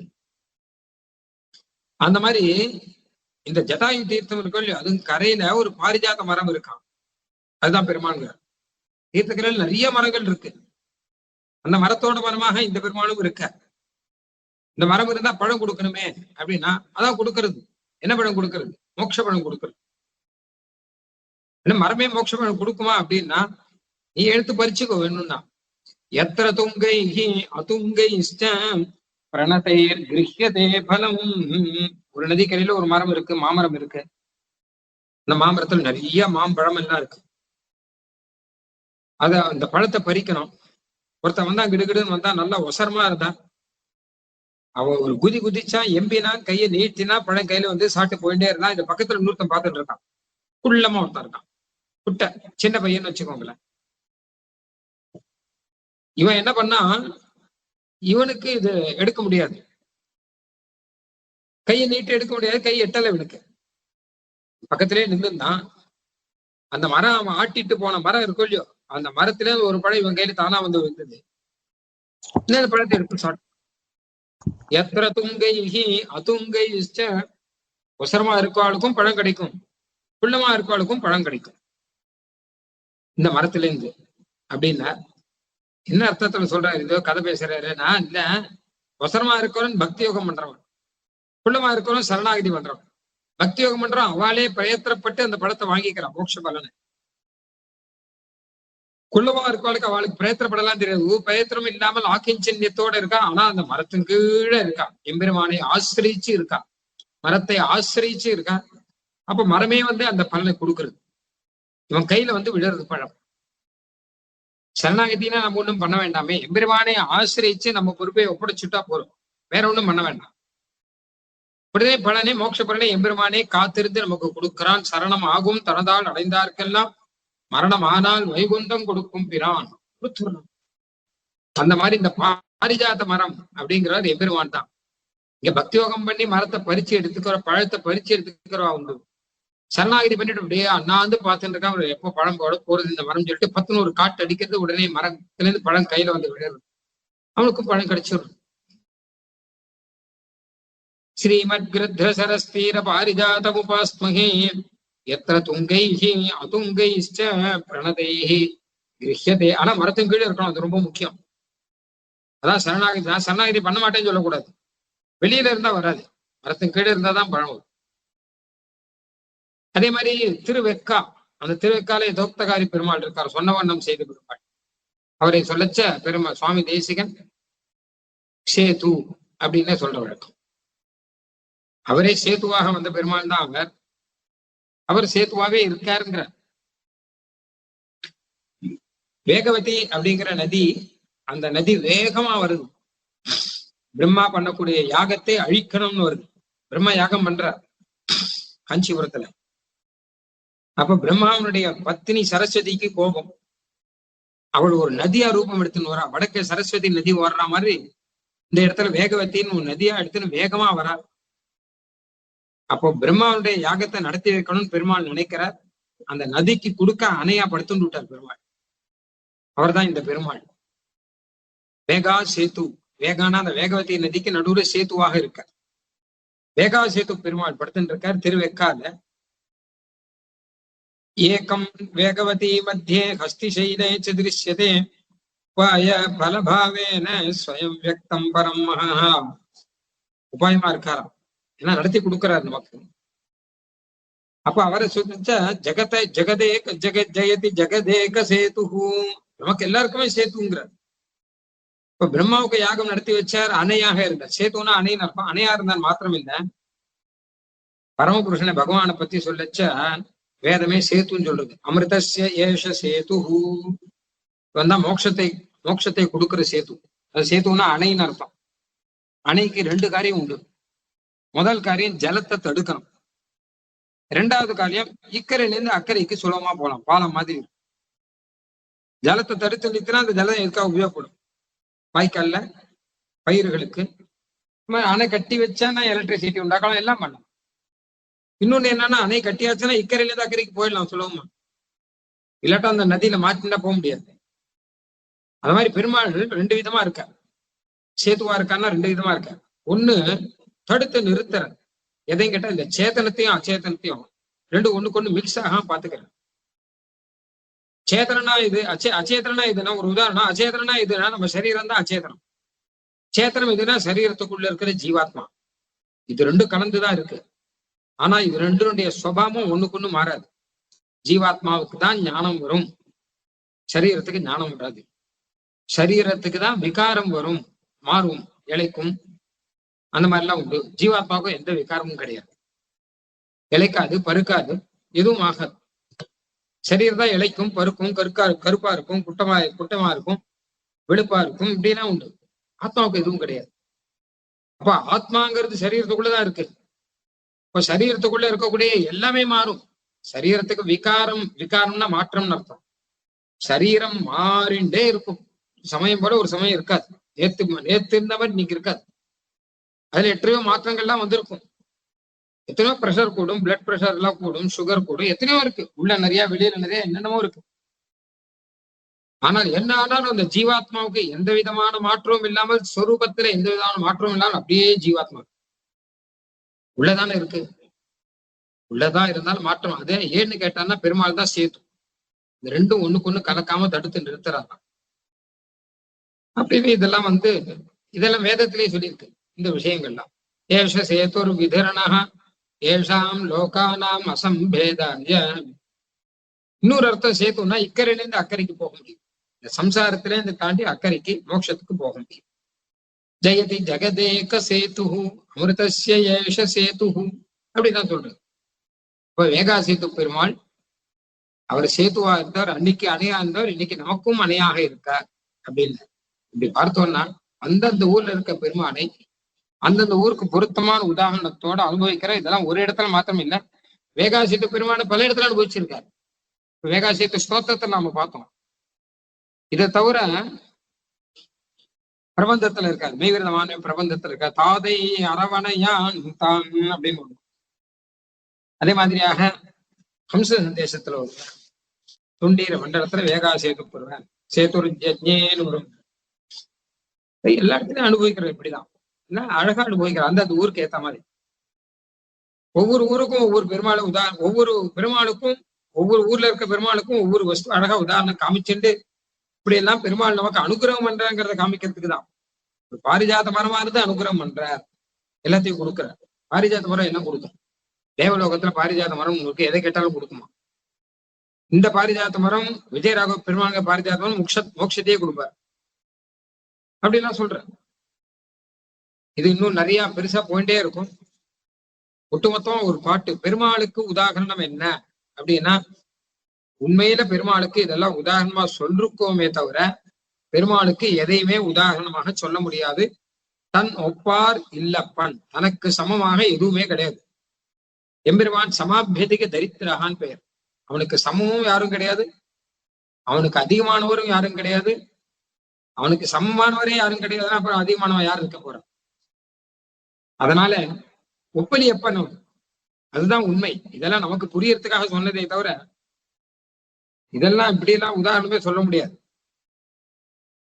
எந்த உதாரணமும் அவனுக்கு நிலை நிற்காது. வேறொப்பாறு விண் முதலாம் காவுக்கெல்லாம் விழியொப்பாறு வேதமெனும் கண் தனக்கு காரொப்பாறு கருணை மழை பொழிந்திடுங்கால் கடலொப்பார் கண்டிடனும் காணா கூத்தால் நீரொப்பார் நிலமளிக்கும் தன்மை தன்னால் நிலமொப்பார் நெடும் பிழைகள் பொறுக்கும் நேரால் ஆரொப்பார் இவர் குணங்கள வைத்தும் கண்டால் அருளாளர் தாமெனினும் தமக்கு ஒவ்வாறே. எவ்வளவு அழகான பாட்டு இது. அருளாளர் தாமெனினும் தமக்கு ஒவ்வாறே. அருளாள பெருமாளுக்கு என்ன உதாரணம்னு பாக்குறார், என்ன உபமானம் காமிக்கலாம்னா வேறொப்பார், வேர்னு சொல்லலாம். எப்படி மரத்துல வேர்ல இருந்து பெருசா ஒரு மரம் அதனுடைய வேர்னா அதுல இருந்து பெரிய மரம் வந்து அந்த மரத்தினுடைய விழுதெல்லாம் பட்டு அதுல இருந்து மேலும் மேலும் மரங்கள்லாம் வந்து ஒரு பெரிய தோட்டமே வரும். அந்த மாதிரி ஒரு மரம் போட்டோம்னு வச்சுக்கோங்களேன், ஒரு வாழை ஒண்ணு போடுங்களேன், அதுல இருந்து இன்னொன்னு வாழை வரும், அதுல இருந்து இன்னொன்னு வாழை வரும். அப்படியே கொஞ்ச நேரம் கழிச்சு பார்த்தா நிறைய வாழை. அந்த மாதிரி பார்த்தாலும் இந்த லோகம் மொத்தமும் அதுக்கு வேறா இருக்கக்கூடிய எம்பெருமான். வேறொப்பார் விண் முதலாம் காவு, தேவலோகம் பூலோகம் எல்லாத்தையும் காவு வச்சுக்கும், எல்லாம் உத்தியானம். எம்பெருமான் வேறாக. விழி ஒப்பார் வேதம் எனும் கண் தனக்கு. வேத கண்ணால பார்க்கணும்னா, கண்ணால பார்க்கணும்னா கண் விழி வேணும் இல்லையோ, அந்த விழியா பெருமாள் இருக்காராம், அர்ச்சாவதார பெருமாள். இந்த அர்ச்சாவதார பெருமாளை கொண்டு பார்த்தாதான் வேதத்தினுடைய அர்த்தமே தெரியும் நமக்கு. காரொப்பார் கருணை மழை பொழிந்திடுங்கால், மழை பொழிகிறதுல மேகம் மாதிரி இருக்கான்னு பார்த்தோம். கடலொப்பார் கண்டிடும் காணா கூத்தால், எம்பெருமான நல்லா சேவிச்சு அனுபவிச்சோம். எம்பெருமானை புரிஞ்சுட்டோமானா சாஸ்திரத்துல சொல்றதை வச்சு புரிஞ்சுக்கணும். எத்தனையோ வேதாந்த சாஸ்திரங்கள்ல இருக்கு, மந்திர சாஸ்திரங்கள்ல இருக்கு, அதை வச்சு புரிஞ்சுக்கணும். பூர்ணமா புரிஞ்சுட்டாச்சுன்னா பூர்ணமா புரிஞ்சுக்க முடியாது, அதான் கஷ்டம். அதுக்குதான் உதாரணம் கடல் ஒப்பாருங்கிற. கடல் மாதிரி, அதாவது ரொம்ப நாளா ஒருத்தனுக்கு கடலே பார்த்தது இல்லை, கடல் எப்படி இருக்கும்னு கேட்டான். உடனே இன்னொருத்தன் என்ன பண்ணா, என் கூட வான அவனை கூட்டுண்டான். பஸ் சார்ஜ் கொடுத்து இவன் நேரம் பீச்சுக்கு கூட்டுன்னு போனான். இதோ பாரு இதான் கடல்னா. அவன் ஆச்சரியமா பார்த்தான், அழகா இருக்கேன்னா. ஆமா இதான் கடல், பாத்தியானா? அண்ணா 10 நிமிஷம் நன்னா பார்த்துட்டேன், சரி வா போலான்னு கூப்பிட்டு போயிட்டான். இப்ப கடல் அவன் பார்த்தாச்சு, கடல்ல எல்லாம் புரிஞ்சுடுத்தா அவனுக்கு, மொத்தமும் புரிஞ்சுடுத்தா. கடலை கை காட்டி காண்பிப்பது போலே அப்படிங்கிறார் சுவாமி தேசியம். ஒரு உதாரணம், கடலை கை நீட்டி காமிக்கிறோம் இல்லையா, அந்த மாதிரிதான் நம்ம ஓரளவுதான் பகவானை பத்தி நம்ம சொல்ல முடியும், பூர்ணமாக நம்மளால சொல்ல முடியாது. அப்ப கடலுக்குள்ள எத்தனை ஜந்துக்கள் இருக்கு, கடலுக்குள்ள என்னென்ன விசேஷங்கள்லாம் இருக்கு, என்ன தெரியும்? கடலுக்கு எவ்வளவு நீளம், எவ்வளவு அகலம், எவ்வளவு ஆழம் ஏதாவது தெரியுமா? ஏதோ கரையில இருந்து பார்த்துட்டு போறோம் இல்லையா, அந்த மாதிரிதான் நாமளும் பெருமானே உபனிஷத் மூலமாக ஓரளவு பார்த்து புரிஞ்சுக்கிறோங்கிறதானே தவிர கடல் மாதிரி அவனை பூர்த்தியா யாராலும் புரிஞ்சுக்க முடியாது. அத்திர்லங்கித ஏவ வானரபட்டைகி கிந்தஸ்ய கம்பீரதாம் சேதுர்யேனம் அப்தி. அதாவது கடலை தாண்டினார்னார் ஆஞ்சநேயர். ஆஞ்சநேயர் கடலை தாண்டினார், வாஸ்தவம் தான். கடலுக்குள்ள இருக்கக்கூடிய எல்லா விஷயம் அவருக்கு தெரியுமா? இல்ல மீன் எல்லாம் கடலுக்குள்ள இருக்கும் இல்லையோ, கடலுக்குள்ளேயே இருக்கு மீன். அந்த மீனுக்கு தான் கடலுக்குள்ள இருக்கிற எல்லாம் தெரியுமா? மீனை கியக்க மீன் எவ்வளவு தூரம் கடல்ல போகும்? எவ்வளவு பெரிய கடல், கடல் முழுக்க ஒரு மீன் போகுமா? இல்ல கடல் ஆழம் கடைசி வரைக்கும் போகுமா? ஒண்ணு கிடையாது. கடல்ங்கிறது எப்படி ஆனால் கண்டிடனும் காணா கூத்தா, நேர பார்த்தாலும் பார்க்காத மாதிரிதான். ஏன்னா பூர்த்தியா தெரிஞ்சுக்க முடியாது. அந்த மாதிரிதான் பெருமாள். அப்போ அப்போ சாஸ்திரங்கள் சொல்றதெல்லாம் என்ன கேட்டானா, கடலை கையிட்டு காண்பிப்பது போல நமக்கு எம்பெருமான் இவன் இவனுடைய குணங்கள் காமிக்கிற அவ்வளவுதானே தவிர நம்ம பூர்ணமா இறங்கி நம்மளால அனுபவிச்சு முடிக்க முடியாது, பூர்த்தியா தெரிஞ்சுக்க முடியாது. ஆரொப்பார் இவர் குணங்கள் அனைத்தும் கண்டாம். அப்ப இவர் குணங்கள் மொத்தத்தையும் பார்த்தா ஒரு உதாரணம் சொல்ல முடியாது. இப்ப முன்னாடி சொன்ன உதாரணங்கள்லாம் ஏதோ ஒண்ணுக்கும் ஒவ்வொரு அம்சத்துல ஒவ்வொரு உதாரணம் ஆச்சே தவிர மொத்தமாக பார்த்தா அதெல்லாமே ஒரு உதாரணம் தானே தவிர பூர்ணமா இல்லாதபடினாலே அருளாளர் தாம் எனினும் தமக்கு ஒவ்வாறே. பேரருளாளருக்கு சமமானவர் யாருன்னா பேரருளாளர் தான், வேற யாரும் சொல்ல முடியாது அப்படின்னாச்சு. அதனாலே எம்பெருமான் விஷயத்துல சொன்ன உதாரணங்கள்லாம் நமக்கு புரிய வைக்கிறதுக்காக சொன்னதே தவிர எம்பெருமான் அவ்வளவுதான் மரம் மாதிரி இருக்காருன்னா மேகம் மாதிரி இருக்காருன்னா மேகம் மாதிரி நினைச்சிட வேண்டாம். ஏன்னா மேகம் நமக்கு மழை பொழியுறது, பொழிஞ்சிட்டு அப்புறம் மேகத்துக்கு சந்தோஷம் வருமா? ஆனா எம்பெருமான் நமக்கு மோட்சத்தை கொடுத்துட்டு ரொம்ப ரொம்ப பரம ஆனந்தத்தை எம்பெருமான் அடைகிறான் அப்படின்னு அழகா ஆச்சாரியர் எல்லாம் சொல்றான். ஏன்னா குழந்தை திருந்தி வந்துருத்தேன்னு அப்பா சந்தோஷப்படுற மாதிரி எம்பெருமான் ரொம்ப சந்தோஷப்படுறாங்க. மேகம் சந்தோஷப்படுவான் விடாதே. அதனால இதெல்லாம் ஒரு உதாரணத்துக்கு மெதுவா காமிச்சு, அவ்வளவுதான். இப்படியாக திவ்ய தேசங்கள்ல எம்பெருமானை அழகா அனுபவிக்கிறார். இன்னொரு முக்கியமான விஷயம் பார்க்கணும்னா, பெருமாள் தாயார். பெருமாள் சொன்னா தாயார் விட்டு சொல்ல முடியாது. ரெண்டு பேரையும் வச்சு பார்க்கும்போது பெருமாளும் தாயாரும் எப்படி இருக்கார் அப்படிங்கிறதுக்கு உதாரணம் கொடுக்குறார். பல இடங்கள்ல சுவாமி தேசிகன் கொடுத்திருக்கார்.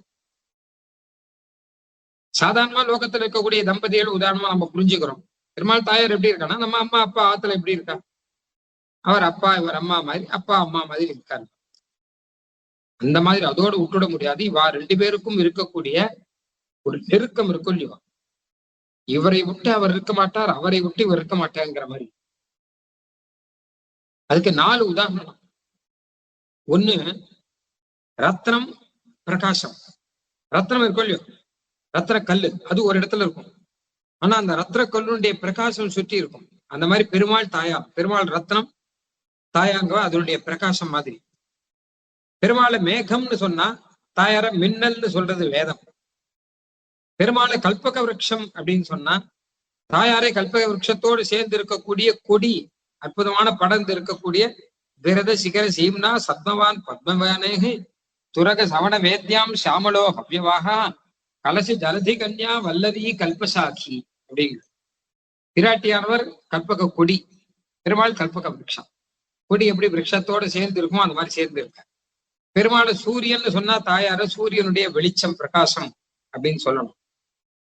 இந்த உதாரணங்கள்லாம் சீதா பிராட்டியே சொல்லிருக்க, ராமனே சொல்லிருக்க ராமாயணத்துல வரும். அனன்யா ராகவேனாகம் பாஸ்கரேண பிரபாயதா. ராமன் சூரியன்னா நான் சூரிய வெளிச்சம் அப்படின்னு வச்சுக்கோங்க. எங்களை பிரிக்க முடியாது. ராமனை ஏதோ பிரிச்சுட்டான்னு சொல்றானே தவிர சூரியனை தவிர வெளிச்சத்தை பிரிச்சு எடுக்க முடியுமா? பிரிச்சனை எடுக்க முடியாது இதை அப்படின்னா சொல்ற. அப்போ இந்த மாதிரி பல உதாரணங்கள் சுவாமி தேசியம் கொடுக்குற பெருமாள் தாயார். இதுல நாம தெரிஞ்சுக்க வேண்டியது 2 விஷயம் இருக்கு. இத பல இடங்கள்ல சுவாமி தேசியம் சாதிச்சிருக்க. முதல் விஷயம் என்ன கேட்டான்னா, பெருமாள் தாயார் 2 பேரும் பிரியாமல் எப்பவுமே சேர்ந்தே இருக்கிறபடினால 2 பேரையும் சேர்ந்து ஒருவரே உபாயம், ஒருவரே உபேயம், ஒருவரே சேஷி, திவ்ய தம்பதிகளே நமக்கு தெய்வத்தம் அப்படின்னு சொல்லலாம். தம்பதி தெய்வத்தம். உங்களுக்கு தெய்வம் யாரு அப்படின்னா பெருமாள் ஒருத்தர் இல்ல, திவ்ய தம்பதிகள் நமக்கு தெய்வம். உபாயம் யாரு? உபயம்னா மோட்சம் கொடுக்கிறவர். யார் மோட்சம் கொடுக்கிறவர் யாருன்னு கேட்டா பெருமாள் மட்டும் இல்ல, தாயாரும் சேர்ந்து மோட்சம் கொடுப்பார். சரி, மோட்சத்துல யாரை நீங்கள் அடைய போகிறீர்கள்னா பெருமாள் மட்டும் இல்ல, தாயாரையும் சேர்த்து அடைய போறோம். தேசியம் சாதிக்கிற பாஸ்வான் ஒருவனுமே ராத்திரி நிவர்த்தகன் என்னுமா போலே ஸ்ரீமான் ஒருவனுமே ரக்ஷகன். ஸ்ரீமான் தான் ரக்ஷகன். ஸ்ரீனா பிராட்டி, ஸ்ரீமான்னா பெருமாள், பிராட்டியோட சேர்ந்து இருக்கக்கூடிய பெருமாள். அவனை ஒருவன்னு சொல்லணும். ரெண்டு பேர், இவா ரெண்டு பேர் ரெண்டு பேரா சொல்லவே கூடாது. பெருமாள் தாயார் இவா ரெண்டு பேர் அப்படிங்கிறது கிடையாது. ரெண்டு பேரும் சேர்த்து ஒருவர். எல்லாமும் நமக்கு சுவாமியே ரெண்டு பேர் இல்ல, ஒருத்தர் தான். நமக்கு உபாயம் ரெண்டு பேர் இல்ல, ஒருத்தர் தான். நமக்கு உபேயம் ரெண்டு பேர் இல்ல, ஒருத்தர் தான். தாமரையாள் கேள்வன் ஒருவனையே நோக்கும் உணர்வு. அதுக்கு உதாரணம் தான் சூரியன் வெளிச்சம். சூரியனை வெளிச்சம் ரெண்டா நம்ம சொல்றது இல்லையே, சூரியனை சேர்ந்ததுதானே வெளிச்சம். அந்த மாதிரி கல்பக இது பார்த்தோம்னா ரத்னம் ரத்னத்தோட பிரகாசம் போல. ஸ்வயாதி ரெண்டாவது விஷயம், ஸ்வயாதித்யா ரத்னம் பவதபி மகார்கம் நவி குணம். இது ஒரு அழகான ஒரு விஷயம். இந்த பெருமாளுக்கு தாயாருக்கு பெருமைகள்லாம் நிறைய இருக்கு. பெருமாளுக்குன்னு இருக்கக்கூடிய பெருமைகள் அநேகம், அனந்தம். அத்தனை பெருமைகளும் தாயாருக்கும் இருக்கான், அனந்தமான பெருமைகள். பெருமாள் ஜெகத்தை எல்லாம் சிருஷ்டிக்கிறாருன்னா தாயாரும் சிருஷ்டிக்கிறார். பெருமாள் ஜெகத்துக்குள்ள அந்தரியாமையா இருக்காருன்னா தாயாரும் அந்தரியாமையா இருக்கார். பெருமாள் ஜெகத்தை எல்லாம் ரட்சிக்கிறார் அப்படின்னா தாயாரும் ரட்சிக்கிறார். பெருமாள் மோட்சம் கொடுக்கிறார் அப்படின்னா தாயாரும் மோட்சம் கொடுக்கிறார். இப்ப இவருக்கு எத்தனை பெருமையோ அத்தனை பெருமை அவருக்கும் இருக்கு. இவ ரெண்டு பேர்ல யாருக்கு பெருமை அதிகம்னு சொல்லக்கூடாது. நியூனாதிகத்வ சமதா விஷயேர் விவாதை, விவாதமா போகும். சமம்னு சொல்லலாம். ஆனா அழகா ஆழ்வார்கள்ல ரெண்டு விஷயம் சொல்றான்.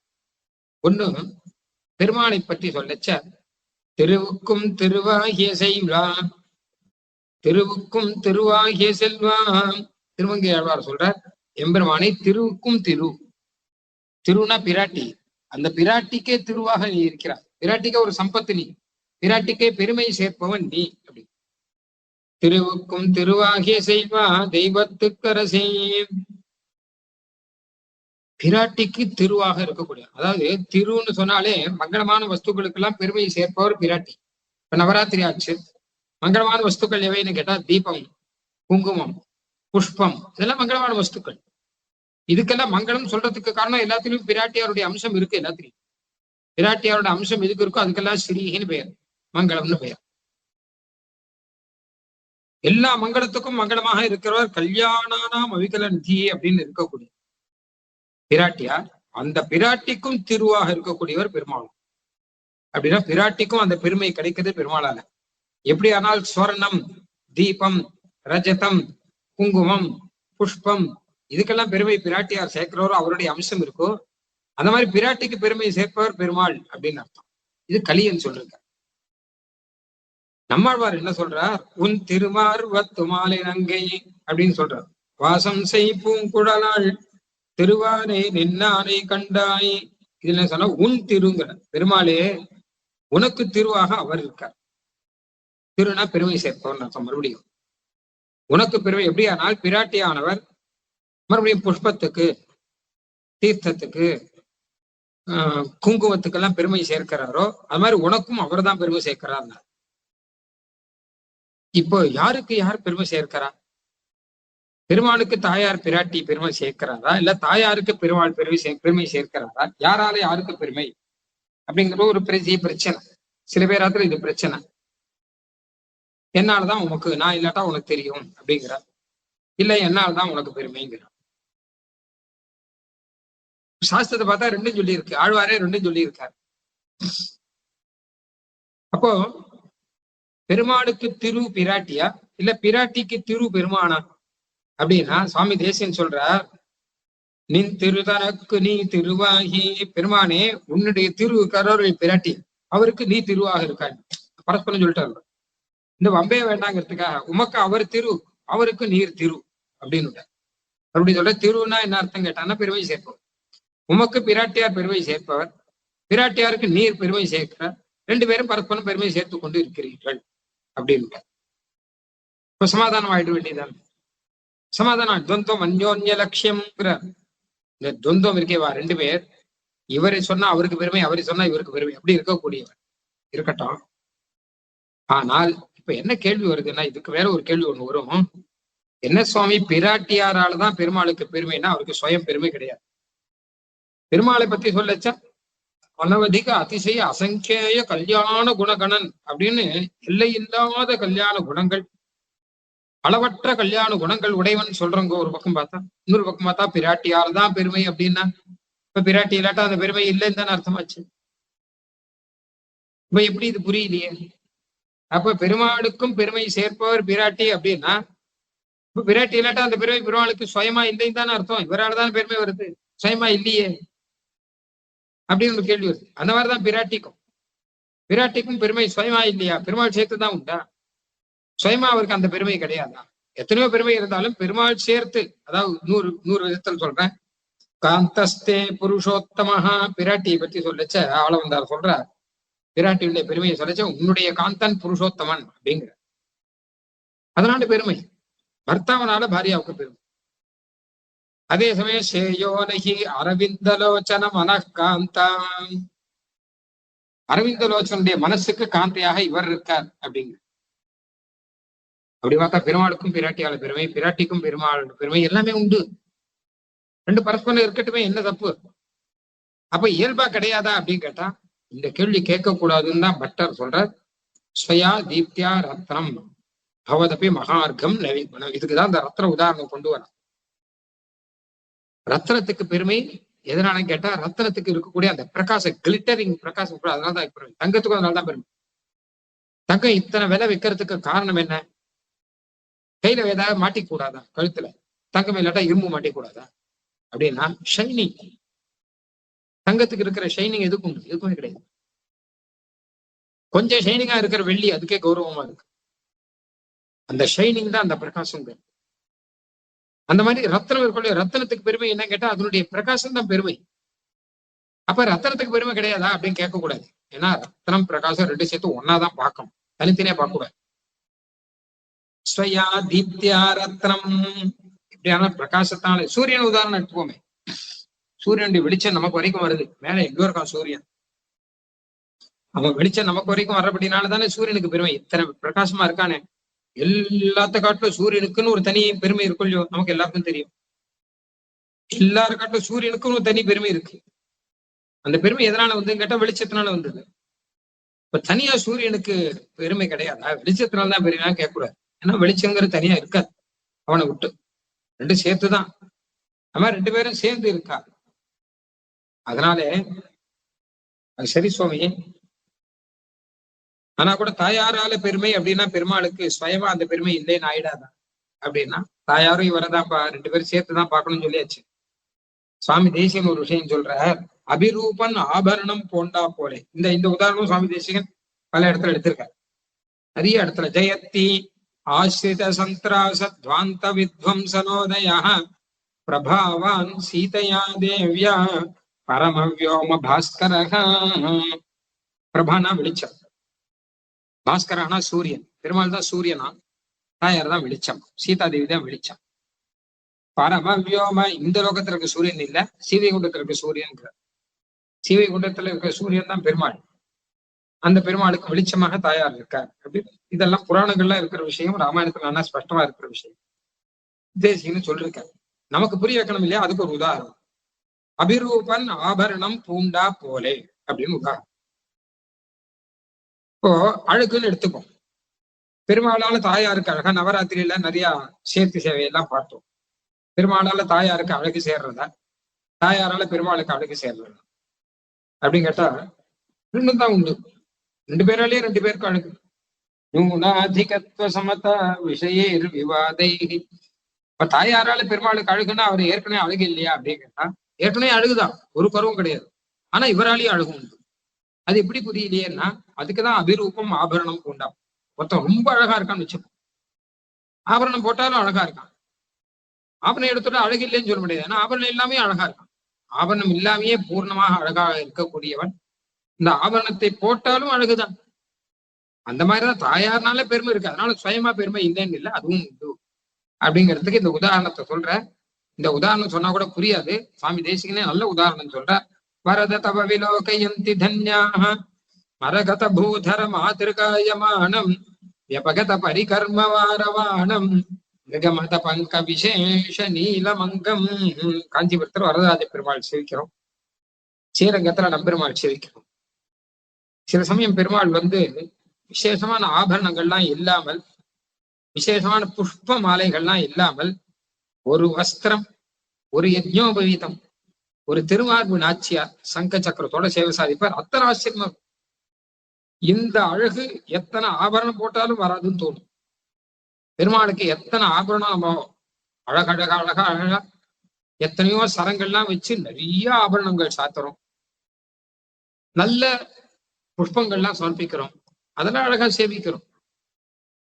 ஆனா சில சமயம் இதெல்லாம் எதுவுமே இல்லாமல் பெருமாள் வஸ்திரத்தோட மாத்திரம், அவசியம் கூட இல்லை. வரத தவ விலோகை யந்தி தன்யாக. வரதா, உன்னுடைய அந்த திருமேனியை சேவிக்கிற உண்மையிலேயே கொடுத்து வச்சவன், ஆபரணத்தோட சேவிக்கிறவன் இருக்கட்டும்.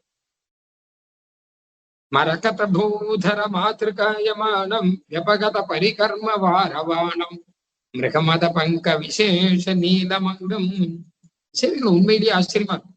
சில சமயம் இந்த திருமஞ்சனங்கள்லாம் முடிஞ்சப்பறம் அந்த மாதிரி சேவை சாதிப்பார் பெருமாள். ஆச்சரியமாக சாதாரண வஸ்திரமா தான் இருக்கும், அப்படி பெருமாள் சேவை சாதிப்பார். அபிரூபன் ஆபரணம் பூண்டா போலே. அப்ப அந்த பெருமாளுக்கு அந்த திருமஞ்சனம் முடிஞ்ச உடனே அப்படி ஒரு நல்ல சேவை சேவிச்சப்புறம் அதே பெருமாளுக்கு ஆபரணங்கள்லாம் சேர்த்து புஷ்ப மாலைகள்லாம் சமர்ப்பிச்சு ஏழை பண்ணா ஆச்சரியமா சேவிக்கிறோம். அந்த புஷ்பத்தினால்தான் அவருக்கு அழகா, ஆபரணத்தினால்தான் அவருக்கு அழகா. இந்த ரெண்டும் இல்லாம இருந்தா இன்னும் அழகா இருந்த மாதிரி தானே சேவை சாதிச்சார். அப்படிதானே நம்பெருமாள் அப்படி நிறைய சேவிக்கிறோம். திருவேங்கடமுடியான நிறைய சேவிக்கிறோம். அவளுக்கு இயல்பான அழகு உண்டு. நமக்காக இதையும் சேர்த்து வச்சு அழகு சேர்த்து வச்சு நமக்கு கொடுக்குறாளே தவிர அது இல்லைன்னு அர்த்தம் கிடையாது. இப்படியும் ஒரு சேவை, அப்படியும் ஒரு சேவை. அந்த மாதிரி எம்பெருமானுக்கு பிராட்டியாலதான் பெருமைன்னா சுயமா பெருமை கிடையாதுங்கிறது கிடையாது. பிராட்டியானவர் அபிரூபனுக்கு ஆபரணம் பூண்டா போல அழகா இருக்கவனுக்கு மாலையெல்லாம் சாத்தின மாதிரி இவராலையும் பெருமை உண்டு அப்படின்னு அர்த்தம். அவராகவே பெருமை உண்டு, இவராலையும் பெருமை உண்டு. அதே மாதிரிதான் பிராட்டியார். என்ன அர்த்தம்னா பிரவேயமி தத்தேஜா எஸ்எஸ்ஆ ஜனகாத்மதாங்கிறா. மாரீசன் சொல்றான் ராமாயணத்துல, ராமனுடைய பெருமை உனக்கு தெரியாதா, சீதா பிராட்டியை பார்த்துட்டு பாரு தெரியுங்கிற. அப்பதான் அவருடைய பெருமை உனக்கு புரியும். ஆஞ்சநேயருக்கு அப்படிதான் புரிஞ்சுது. அப்புறம்தான் அவருக்கு பெருமை உனக்கு புரியும். ஏன்னா எப்படிப்பட்டவர் சீதா பிராட்டி, பெருமாள் எப்படி ஜெகத் சிருஷ்டி எல்லாம் பண்ணிக்கொண்டு ஜெகத் ரக்ஷணங்கள்லாம் பண்ணிட்டு ஜெகத் அந்தரியாமையா இருந்து அப்பாவா இருக்காரோ, அந்த மாதிரி தாயாரும் ஜெகத் சிருஷ்டி எல்லாம் பண்ணிக்கொண்டு ஜெகத் அந்தரியாமையாக இருந்து கொண்டு ரக்ஷணம் பண்ணிக்கொண்டு அம்மாவா இருக்காரு. இப்ப ரெண்டு பேரும் தானே. நாமெல்லாம் குழந்தைகளா இருக்கும். மாதா தேவி துவமசி பகவான் வாசுதேவ பிதாமே. அப்ப அந்த குழந்தைகள்கிட்ட போய் அப்பாவா அம்மாவா கேட்டான்னு சொல்லும். அப்பா அம்மா ரெண்டு பேரும் தான். நீ அப்பாவோட குழந்தையா அம்மாவோட குழந்தையா கேட்டா அது பைத்தியக்கார கேள்வி இல்லை. அந்த மாதிரி நமக்கெல்லாம் ரெண்டு பேருமா சேர்ந்து நமக்கு தம்பதிகள் உபாயமாக பெருமாளாக இருக்கா அப்படிங்கிறதுக்காக இந்த உதாரணத்தை எல்லாம் சுவாமி தேசிகன் சாதிச்சிருக்கார். இதே மாதிரி எம்பெருமானை பற்றி நிறைய விசேஷங்கள் புரியும்னா சிலதெல்லாம் உதாரணத்தினால்தான் புரியும். இன்னொன்னு ஒண்ணு படி சொல்றேன். எம்பெருமான் சிருஷ்டி பண்றான் அப்படின்னு பார்த்தோம். நம்ம எதுக்காக சிருஷ்டி பண்றான்னு ஒரு பெரிய விசாரம் ஒண்ணு சீபாஷ்யத்துல இருக்கு. பெருமாள் சிருஷ்டி பண்றான் இல்லையா, எதுக்காக பண்றான்? ஏன்னா ஏதாவது பிரயோஜனம் இருக்கணும் இல்லையோ. ஒருத்தர் ஒரு காரியம் பண்ணாருன்னா பிரயோஜனம் பண்ண வேண்டாமா, பெருமையான பண்ணுவான்.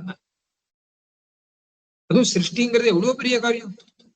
ஜகத்தை எல்லாம் சிருஷ்டி பண்றான்னா இவ்வளவு பெரிய காரியம். இவ்வளவு பெரிய காரியம் பண்றவனுக்கு ஏதாவது பிரயோஜனம் வேண்டாமோ? என்ன பிரயோஜனத்துக்காக பண்றான் அப்படின்னா, சூத்திரத்துல சொன்னார், லோகவத்து லீலா கைவல்யம். லீலைக்காக பண்றாப்பா. லீலா எல்லாம் ஒரு பொழுதுபோக்கு, விளையாட்டு. விளையாட்டுக்கெல்லாம் பெருசா பிரயோஜனம்லாம் எதிர்பார்க்க கூடாது. விளையாட்டுக்காக செல்போன் பார்த்துட்டு இருக்கான் ஒருத்தன். நீ எதுக்காக செல்போன் பாக்குற அப்படின்னா, செல்போன்ல இவன் ஏதோ பொழுது போகாம அங்க இருக்கக்கூடிய ஷார்ட்ஸ் எல்லாம் பார்த்துட்டு இருக்கான் வச்சுக்கோங்க. எதுக்காக பாக்குறேன்னா அவன் பொழுதுபோக்கு, அவ்வளவுதான். பரீட்சையில படிக்கணும், பாஸ் பண்ணணுங்கிறதுக்காக பார்க்கலாம் இல்லையே. சில பேருக்கு சிலதெல்லாம் பொழுதுபோக்கு, பாவாளுக்கு பொழுதுபோக்கு இருக்கும் இல்லையோ. இப்ப நமக்கெல்லாம் பொழுதுபோக்கு இருக்கும் இல்லையோ. நம்ம விளையாடுவோம், டிவி பார்ப்போம், நீ ஏதோ பண்ணும். பெருமாளுக்கு பொழுதுபோக்கு சிருஷ்டி, ஜெகத்தை சிருஷ்டிக்கிறது, ஜெகத்தை சம்ஹாரம் பண்றது, ஜெகத்தை ரட்சிக்கிறது, சில பேருக்கு மோட்சம் கொடுக்கறது, இதெல்லாம் பெருமாளுடைய பொழுதுபோக்கு எல்லாம். இதுக்கெல்லாம் போய் பெருசா காரணங்கள்லாம் கேட்க கூடாது அப்படின்னு ஒரு அர்த்தம். ஆனால் இன்னொரு பக்கம் வேற ஒரு விஷயம் இருக்கு. பெருமாள் சிருஷ்டிப்பது கருணையினாலே அப்படின்னு தயாசதகத்துல சொல்றார். அச்சித விசிஷ்டான் பிரளய ஜந்தூன் அவலோக்கிய ஜாத நிர்வேதா கரண கலேவர யோகம் விதரசி விருஷசைலநாத கருணே துவம். ஏன்னா பிரளய காலத்துல ஜனங்கள்லாம் ஒண்ணுமே இல்லாம இருக்கு. அதனால ஜனங்களுக்கு ஏதாவது கொஞ்சம் இப்படி சுக துக்கங்கள்லாம் கொடுக்கணுங்கிறதுக்கு தான் சிருஷ்டி பண்றேன். இப்படி ஏதாவது கொடுத்தான்னா புண்ணிய பாபங்கள்லாம் கை சுட்டு மெதுவா தன் இடத்துக்கு வருமானு பெருமாள் பாக்குறான். ரொம்ப அளவில்லாத ஒரு கருணையினால பெருமாள் பண்றதுதான் சிருஷ்டி, ஜனங்கள்லாம் நல்லா இருக்கணுங்கிறதுக்காக. இதுவும் சாஸ்திரத்துல இருக்கு, இதுவும் சுவாமி தேசியன் பல இடத்துல சாதிக்கிற. இப்ப என்ன கேள்வின்னு கேட்டா, எம்பெருமான் உலகத்தை படைக்கிறான் என்பது அவனுடைய கருணையா அவனுடைய லீலையா அப்படின்னு கேள்வி. இது பத்தி ஒரு பெரிய விசாரம் இருக்கு. கருணையா லீலையா? கருணையினால படிக்கிறானா என்ன லீலையா பொழுதுபோக்காம படிக்கிறான்? எப்பவுமே லீலையா செய்யறவனுக்கு கருணை இருக்குங்கிற நான் சொல்றேன் இல்லையா. மொபைல் பார்க்கணும்னு வச்சுக்கோங்க, அவனை கருணையினாலே மொபைல் பார்த்துட்டு இருக்கான். கருணையா சிருஷ்டிக்கிறானா இல்ல லீலையினாலே சிருஷ்டிக்கிறானா? படைப்பு என்பது கருணையா லீலையா அப்படின்னு ஒரு கேள்வி வருது. அதுக்கு எத்தனோ சமாதானங்கள்லாம் சொல்றான். ஆனா சுவாமி தேசிகன் சொல்ற சமாதானம் ஒண்ணு. 2 உதாரணம் காமிச்சிருக்கார். தேசிக உபமானம் தானே இப்ப பார்க்க போறோம் நம்ம. முதல் உதாரணம் என்ன கேட்டான்னா, பாஞ்சாலிக சுக விபூஷண போகதாயி சம்ராடிவாத்ம சமயா சகமோதசேத்வம் அப்படின்னு வரதராஜ விச்சாசத்துல. 2வது உதாரணம், பசித்த கூணல் குரலர்க்கு தயாளுவான ராஜா பால் சோற்றை இட்டு விளையாடும் கட்டளையிலே இந்த விளையாட்டு கருணையோடு சேர்ந்திருக்கும். இந்த லீலைக்கு பரதுக்கத்தை கழிக்கையிலே நோக்கு அப்படிங்கிற. அது கருணையா லீலையா அப்படின்னா இது கருணா லீலா அப்படின்ற சுவாமி தேசிகன். கருணையும் உண்டு லீலையும் உண்டு, 2 உண்டு. அது இப்படி லீலைன்னா டைம் பாசிங் தானே, அதுல எப்படி கருணை இருக்கும் அப்படின்னா கருணையோடு செய்கிற லீலை இது. அதாவது சிருஷ்டி பண்றான், ஏதோ கஷ்டப்பட்டு பண்றான்னு நினைக்க வேண்டாம். எம்பரான் சங்கல்பத்தினால்தான் எல்லாத்தையும் பண்றான். சகல ஜகத்தையும் சிருஷ்டி பண்றானோ சம்ஹாரம் பண்றானோ ரொம்ப கஷ்டப்படுறான், பெரிய காரியம் நினைக்க வேண்டாம். க்ஷண காரியத்தில் நடந்துடும், பெரிய கஷ்டம் கிடையாது எம்பெருமானுக்கு. ஏன்னா சங்கல்பம் நினைச்சா அப்புறம் எல்லாம் நடந்துடும். ஆனால் இந்த லீலைக்கு கருணை பிரதான், கருணையோட செய்கிற லீலை இது. ஏன்னா ஜனங்க நன்னா இருக்கணும், ஜனங்கள் சுகத்தை அனுபவிக்கணும், ஜனங்கள் மோட்சத்துக்கு வரணும் அப்படிங்கிற எண்ணத்தோட பண்றான். அதனால இந்த லீலைக்கு பரதுக்கத்தை கழிக்கையிலே நோக்கு, அவளுடைய துக்கத்தை எல்லாம் போக்கி, அதாவது தூங்குற குழந்தைய எழுப்பி பால் கொடுக்குற மாதிரி. குழந்தை தூங்கிட்டு இருக்குன்னு வச்சுக்கோங்க, நல்லா தூங்கிட்டு இருக்கு, ஆனா பால் சாப்பிட வேண்டிய சமயம் ஆடி தூங்கிட்டு இருக்கு. ஐயோ பசியோட தூங்கிட்டு இருக்கேன், அம்மா குழந்தைய எழுப்பி பால் கொடுக்குற மாதிரி பிரளய காலத்துல ஒண்ணுமில்லாம படுத்துட்டு இருக்கோம். நம்ம தூக்கம் மாதிரி தான் இருக்கும். நமக்கெல்லாம் மறுபடியும் ஒரு உசுரை கொடுத்து நீங்கெல்லாம் இதை அனுபவிச்சுடும் அப்படிங்கிற தருவாய். ஏன் தூங்கிட்டு இருக்கோங்க, பால் சாப்பிடு அப்படிங்கிற போய் எல்லாத்தையும் அனுபவிங்க அப்படிங்கிற. அப்போ இந்த லீலைங்கிறது சாதாரண லீலை இல்ல, கருணா லீலை. அதான் லீலையில பல விதம் இருக்கு. நம்ம ஆசனே முதல்ல மொபைல் பாக்குறதெல்லாம் இருக்கும் இல்லையா, அதெல்லாம் வெறுமை பொழுதுபோக்கு, யாருக்கும் பிரயோஜனம் இல்லாத லீலை. சிலதானே எப்படின்னு கேட்டாலும் இன்னொருத்தரை ஹிம்சப்படுறதே லீலை. துஷ்டர்கள்லாம் லீலை பண்ணான்னா இன்னொருத்தரை ஹிம்சை பண்ணுவான். அவனை போட்ட 4 அடி அடிச்சு அவன் துடிக்கிறத பார்த்து சந்தோஷப்படுவான். துஷ்டர்களுக்கு இதெல்லாம், அதுங்களுக்கு அது லீலை. ஆனா இன்னொருத்தன் அண்ணா இருக்கணுங்கிறதுக்காக ஒருத்தன் லீலை பண்ணான்னு வச்சுக்கோங்க, அதுதான் கருணா லீலை. அதுக்கு உதாரணம் தான் பசித்த ஒரு ராஜா என்ன பண்ணான்னு கேட்டான்னா, அவனுக்கு தானம் பண்ணணும். கூணர் குரலர் அப்படின்னு பிச்சைக்காரங்கள நிறைய பேர் இருந்தா. அவெல்லாம் பார்த்தா ராஜா என்ன பண்ணா, அவளுக்கெல்லாம் நிறைய பால் சோறு எல்லாம் கொடுத்து எல்லாருக்கும் லீலையா கொடுக்குறான். உனக்கு அதாவது என்ன கேட்டானே, இவனுக்கு பொழுதுபோக்கு, அந்த ராஜாவுக்கு பொழுதுபோக்கு என்ன கேட்டானா, அங்க இருக்க பிச்சைக்காரன்லாம் கூட்டு வச்சு எல்லாருக்கும் சோறுகள்லாம் கொடுக்குறது. கூணர் குரலர்னா கை இல்லாதவன் கால் இல்லாதவன் அவெல்லாம் கூட்டு வச்சு அவளுக்கெல்லாம் சோறு கொடுக்குறான். இப்ப ராஜா இதை டைம் பாசிங்கா வச்சுட்டு இருக்கான். 5 மணிக்கு மேல என்ன பண்ண போறாங்கன்னா சும்மா அப்படியே அங்க சிரிஞ்சின்னு இருக்கு இல்லையா, அதுக்கெல்லாம் ஏதாவது கொடுத்துட்டே போக முடியாது. இது லீலை, ஆனா கருணையோடு இருக்கிற லீலை. பசித்த கூனர் குரலர்க்கு தயாளுவான ராஜா பால் சோற்றை இட்டு விளையாடும் கட்டளையிலே. அவன் இதை லீலையா பண்ணிட்டு இருக்கான், இதோ ராஜகாரியமா பண்ணல, டைம் பாசிங்கிற ஒண்ணா வச்சுட்டு இருக்கான். கொஞ்சம் அவனை கூப்பிடுவார், நான் கொடுக்குறேன் அப்படிங்கிற இந்த மாதிரி கருணா லீலை. இன்னொரு உதாரணம் தான் பாஞ்சாலிகா சுக விபூஷண போகதாயி. ஒரு கிளி, கூட்டுல இருக்கக்கூடிய கிளி, ஒரு கிளியை பிடிச்சு வச்சு ராஜாவானவன் அதுக்கு நிறைய பால் எல்லாம் கொடுக்குறான். அது மாத்திரம் இல்லாமல் அதுக்கு ஆபரணங்கள்லாம் போடுறான். கிளிக்கு ட்ரெஸ் எல்லாம் கட்டி விடுவார் சில பேர். சம்ராடிவ ஆத்ம சமயா சகமோத சேத்வம். கிளிக்கு பால் கொடுத்து கிளி இப்படி பறக்க விட்டு, இந்த கிளி உதாரணம் உங்களுக்குள்ள தேசிகனுக்கு பிடிச்ச உதாரணம். கிளி விஷயத்துல நிறைய விஷயம் சாதிச்சிருக்காரு தேசிக், அதை இன்னும் நான் சொல்றேன். அந்த ராஜாவானவன் அந்த கிளியை பிடிச்சு வச்சு அதுக்கு ஆகாரங்கள்லாம் கொடுத்து, பால் சோறு கொடுத்து, பழம் எல்லாம் கொடுத்து, அதை அப்படியே தான் வளர்க்குறான்னா எதுக்காக வளர்க்குறான்னு கேட்டா இல்லை பொழுதுபோக்கு. அதே சமயம் கிளிக்கு வேண்டியதெல்லாம் கொடுக்குறான் இல்லையா, கருணை. ரெண்டும் கிளிக்கு எல்லாத்தையும் கொடுக்குறான். பால் சோறு கொடுக்குறான், பழம் கொடுக்குறான், அது எங்கேயும் வெளில போகாது, இவங்கிட்டே தான் இருக்கும். இப்படி பறந்து போனா கூட இவங்கிட்டே திருப்பி வந்துடும். இவனுக்கு டைம் பாசிங் ஆச்சு. அதனால என்ன கேட்டான்னா, இது லீலையா கருணையா கேட்டா சுவாமி தேசிகன் கருணா லீலை அப்படின்னு ஒண்ணு சொல்லி இதுக்கு சமாதானம் சாதிக்கிற. அதுக்கு 2 உதாரணம். அந்த கிளி அப்படியே பறக்க விட்டா கூட திருப்பி இங்கே திருப்பி வந்துடும் இல்லையோ, அத்தனை ராஜாவுக்கு பிடிச்சதா இருக்கு.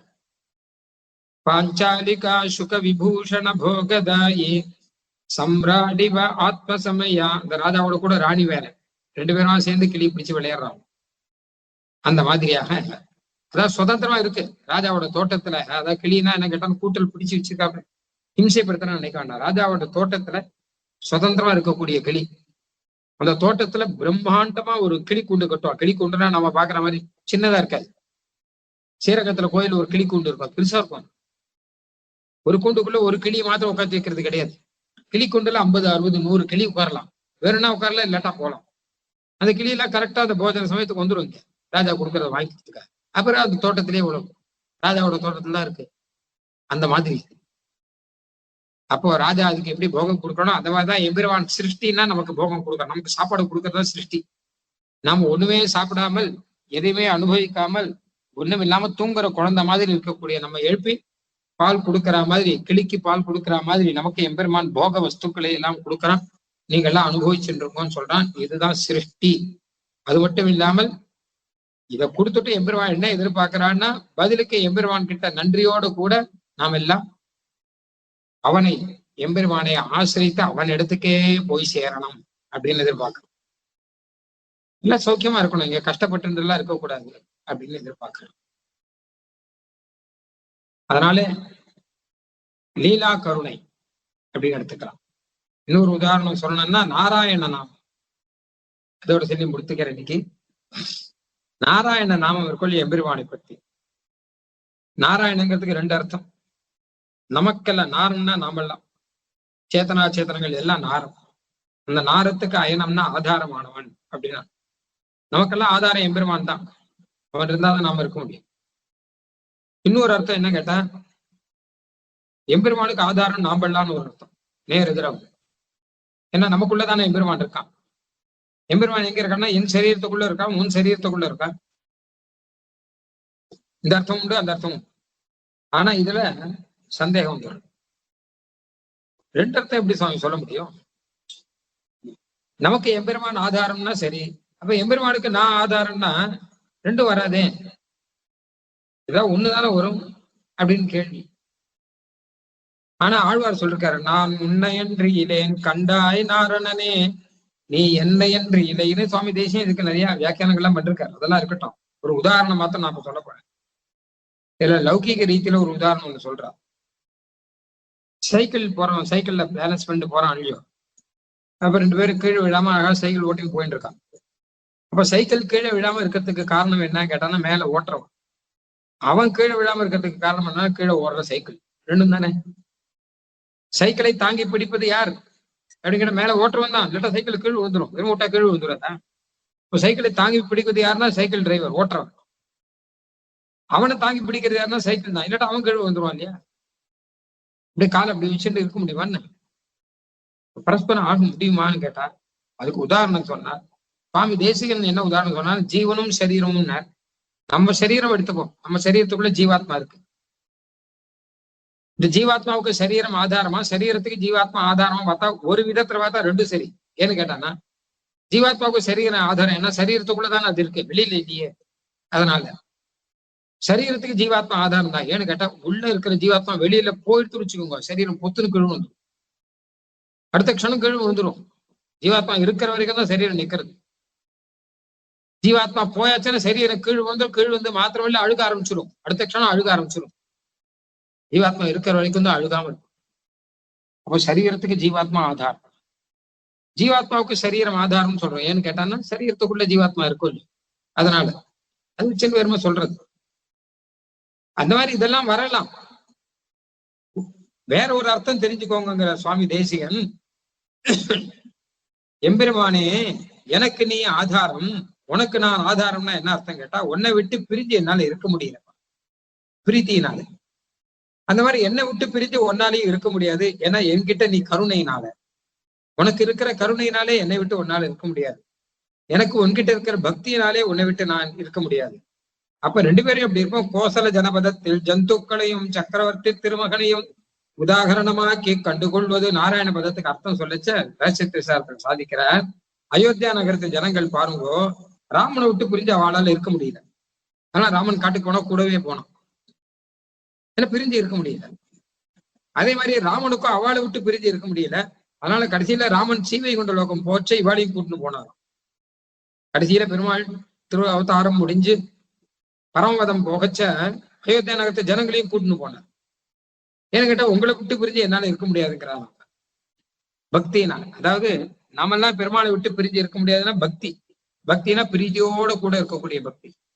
பெருமாள் நம்மளை விட்டு பிரிஞ்சு இருக்க முடியாதுன்னா காரணம் பிரீதி, அது கருணையோட இருக்கக்கூடிய ஒரு பிரீதி. இது ரெண்டுமே அளவில்லாமல் இருந்தாதான் அந்த ஒரு பாவம் அப்படிங்கிறது ஒரு மூல்யம். அதைதான் நாராயணத்துக்கு அர்த்தம், நாராயண நாமத்துக்கு அர்த்தமா வச்சுக்கலாமே அப்படின்னு சுவாமி தேசிகன் ஒருவரை விட்டு ஒருவர் பிரிந்து இருக்க முடியாத நிலையை நம்மாழ்வார் இதை அழகா சாதிக்கிறார். பல இடத்துல எம்பெருமானே என்னை விட்டு பிரிஞ்சு ஒன்னால இருக்க முடியாதே அப்படின்னு சொல்ற, நீ என்னை அனுபவித்துக் கொண்டிருந்தா அல்லவா அப்படின்னு கேட்கிறார். கோசல ஜனபதத்தில் ஜந்துக்களையும் சக்கரவர்த்தி திருமகனையும் உதாகரணமாக்கி கண்டுகொள்வது அப்படிங்கிறார். இந்த மாதிரியாக எம்பெருமானை நாம் அனுபவிக்கும்படியாக திவ்ய தேசிய எம்பெருமான்களையும் வேதாந்தத்திலே சொல்லப்பட்ட பரம்புருஷ தத்துவத்தையும் அனுபவிக்கும்படியாக சில உபமானங்களை சுவாமி தேசிகன் சாதித்ததை பார்த்தோம். நாளைக்கு ஜீவாத்மாவை பத்தி வேதாந்தத்துல சொல்றதுக்கு சுவாமி தேசிகன் என்ன உதாரணம் சாதிக்கிறார் அப்படிங்கறதெல்லாம் நம்ம சுருக்கமாக பார்க்கலாம். கவிதார்க்கிக சிம்ஹாய கல்யாண குணசாலினே ஸ்ரீமதே வெங்கடேசாய வேதாந்த குரவே நமஹ.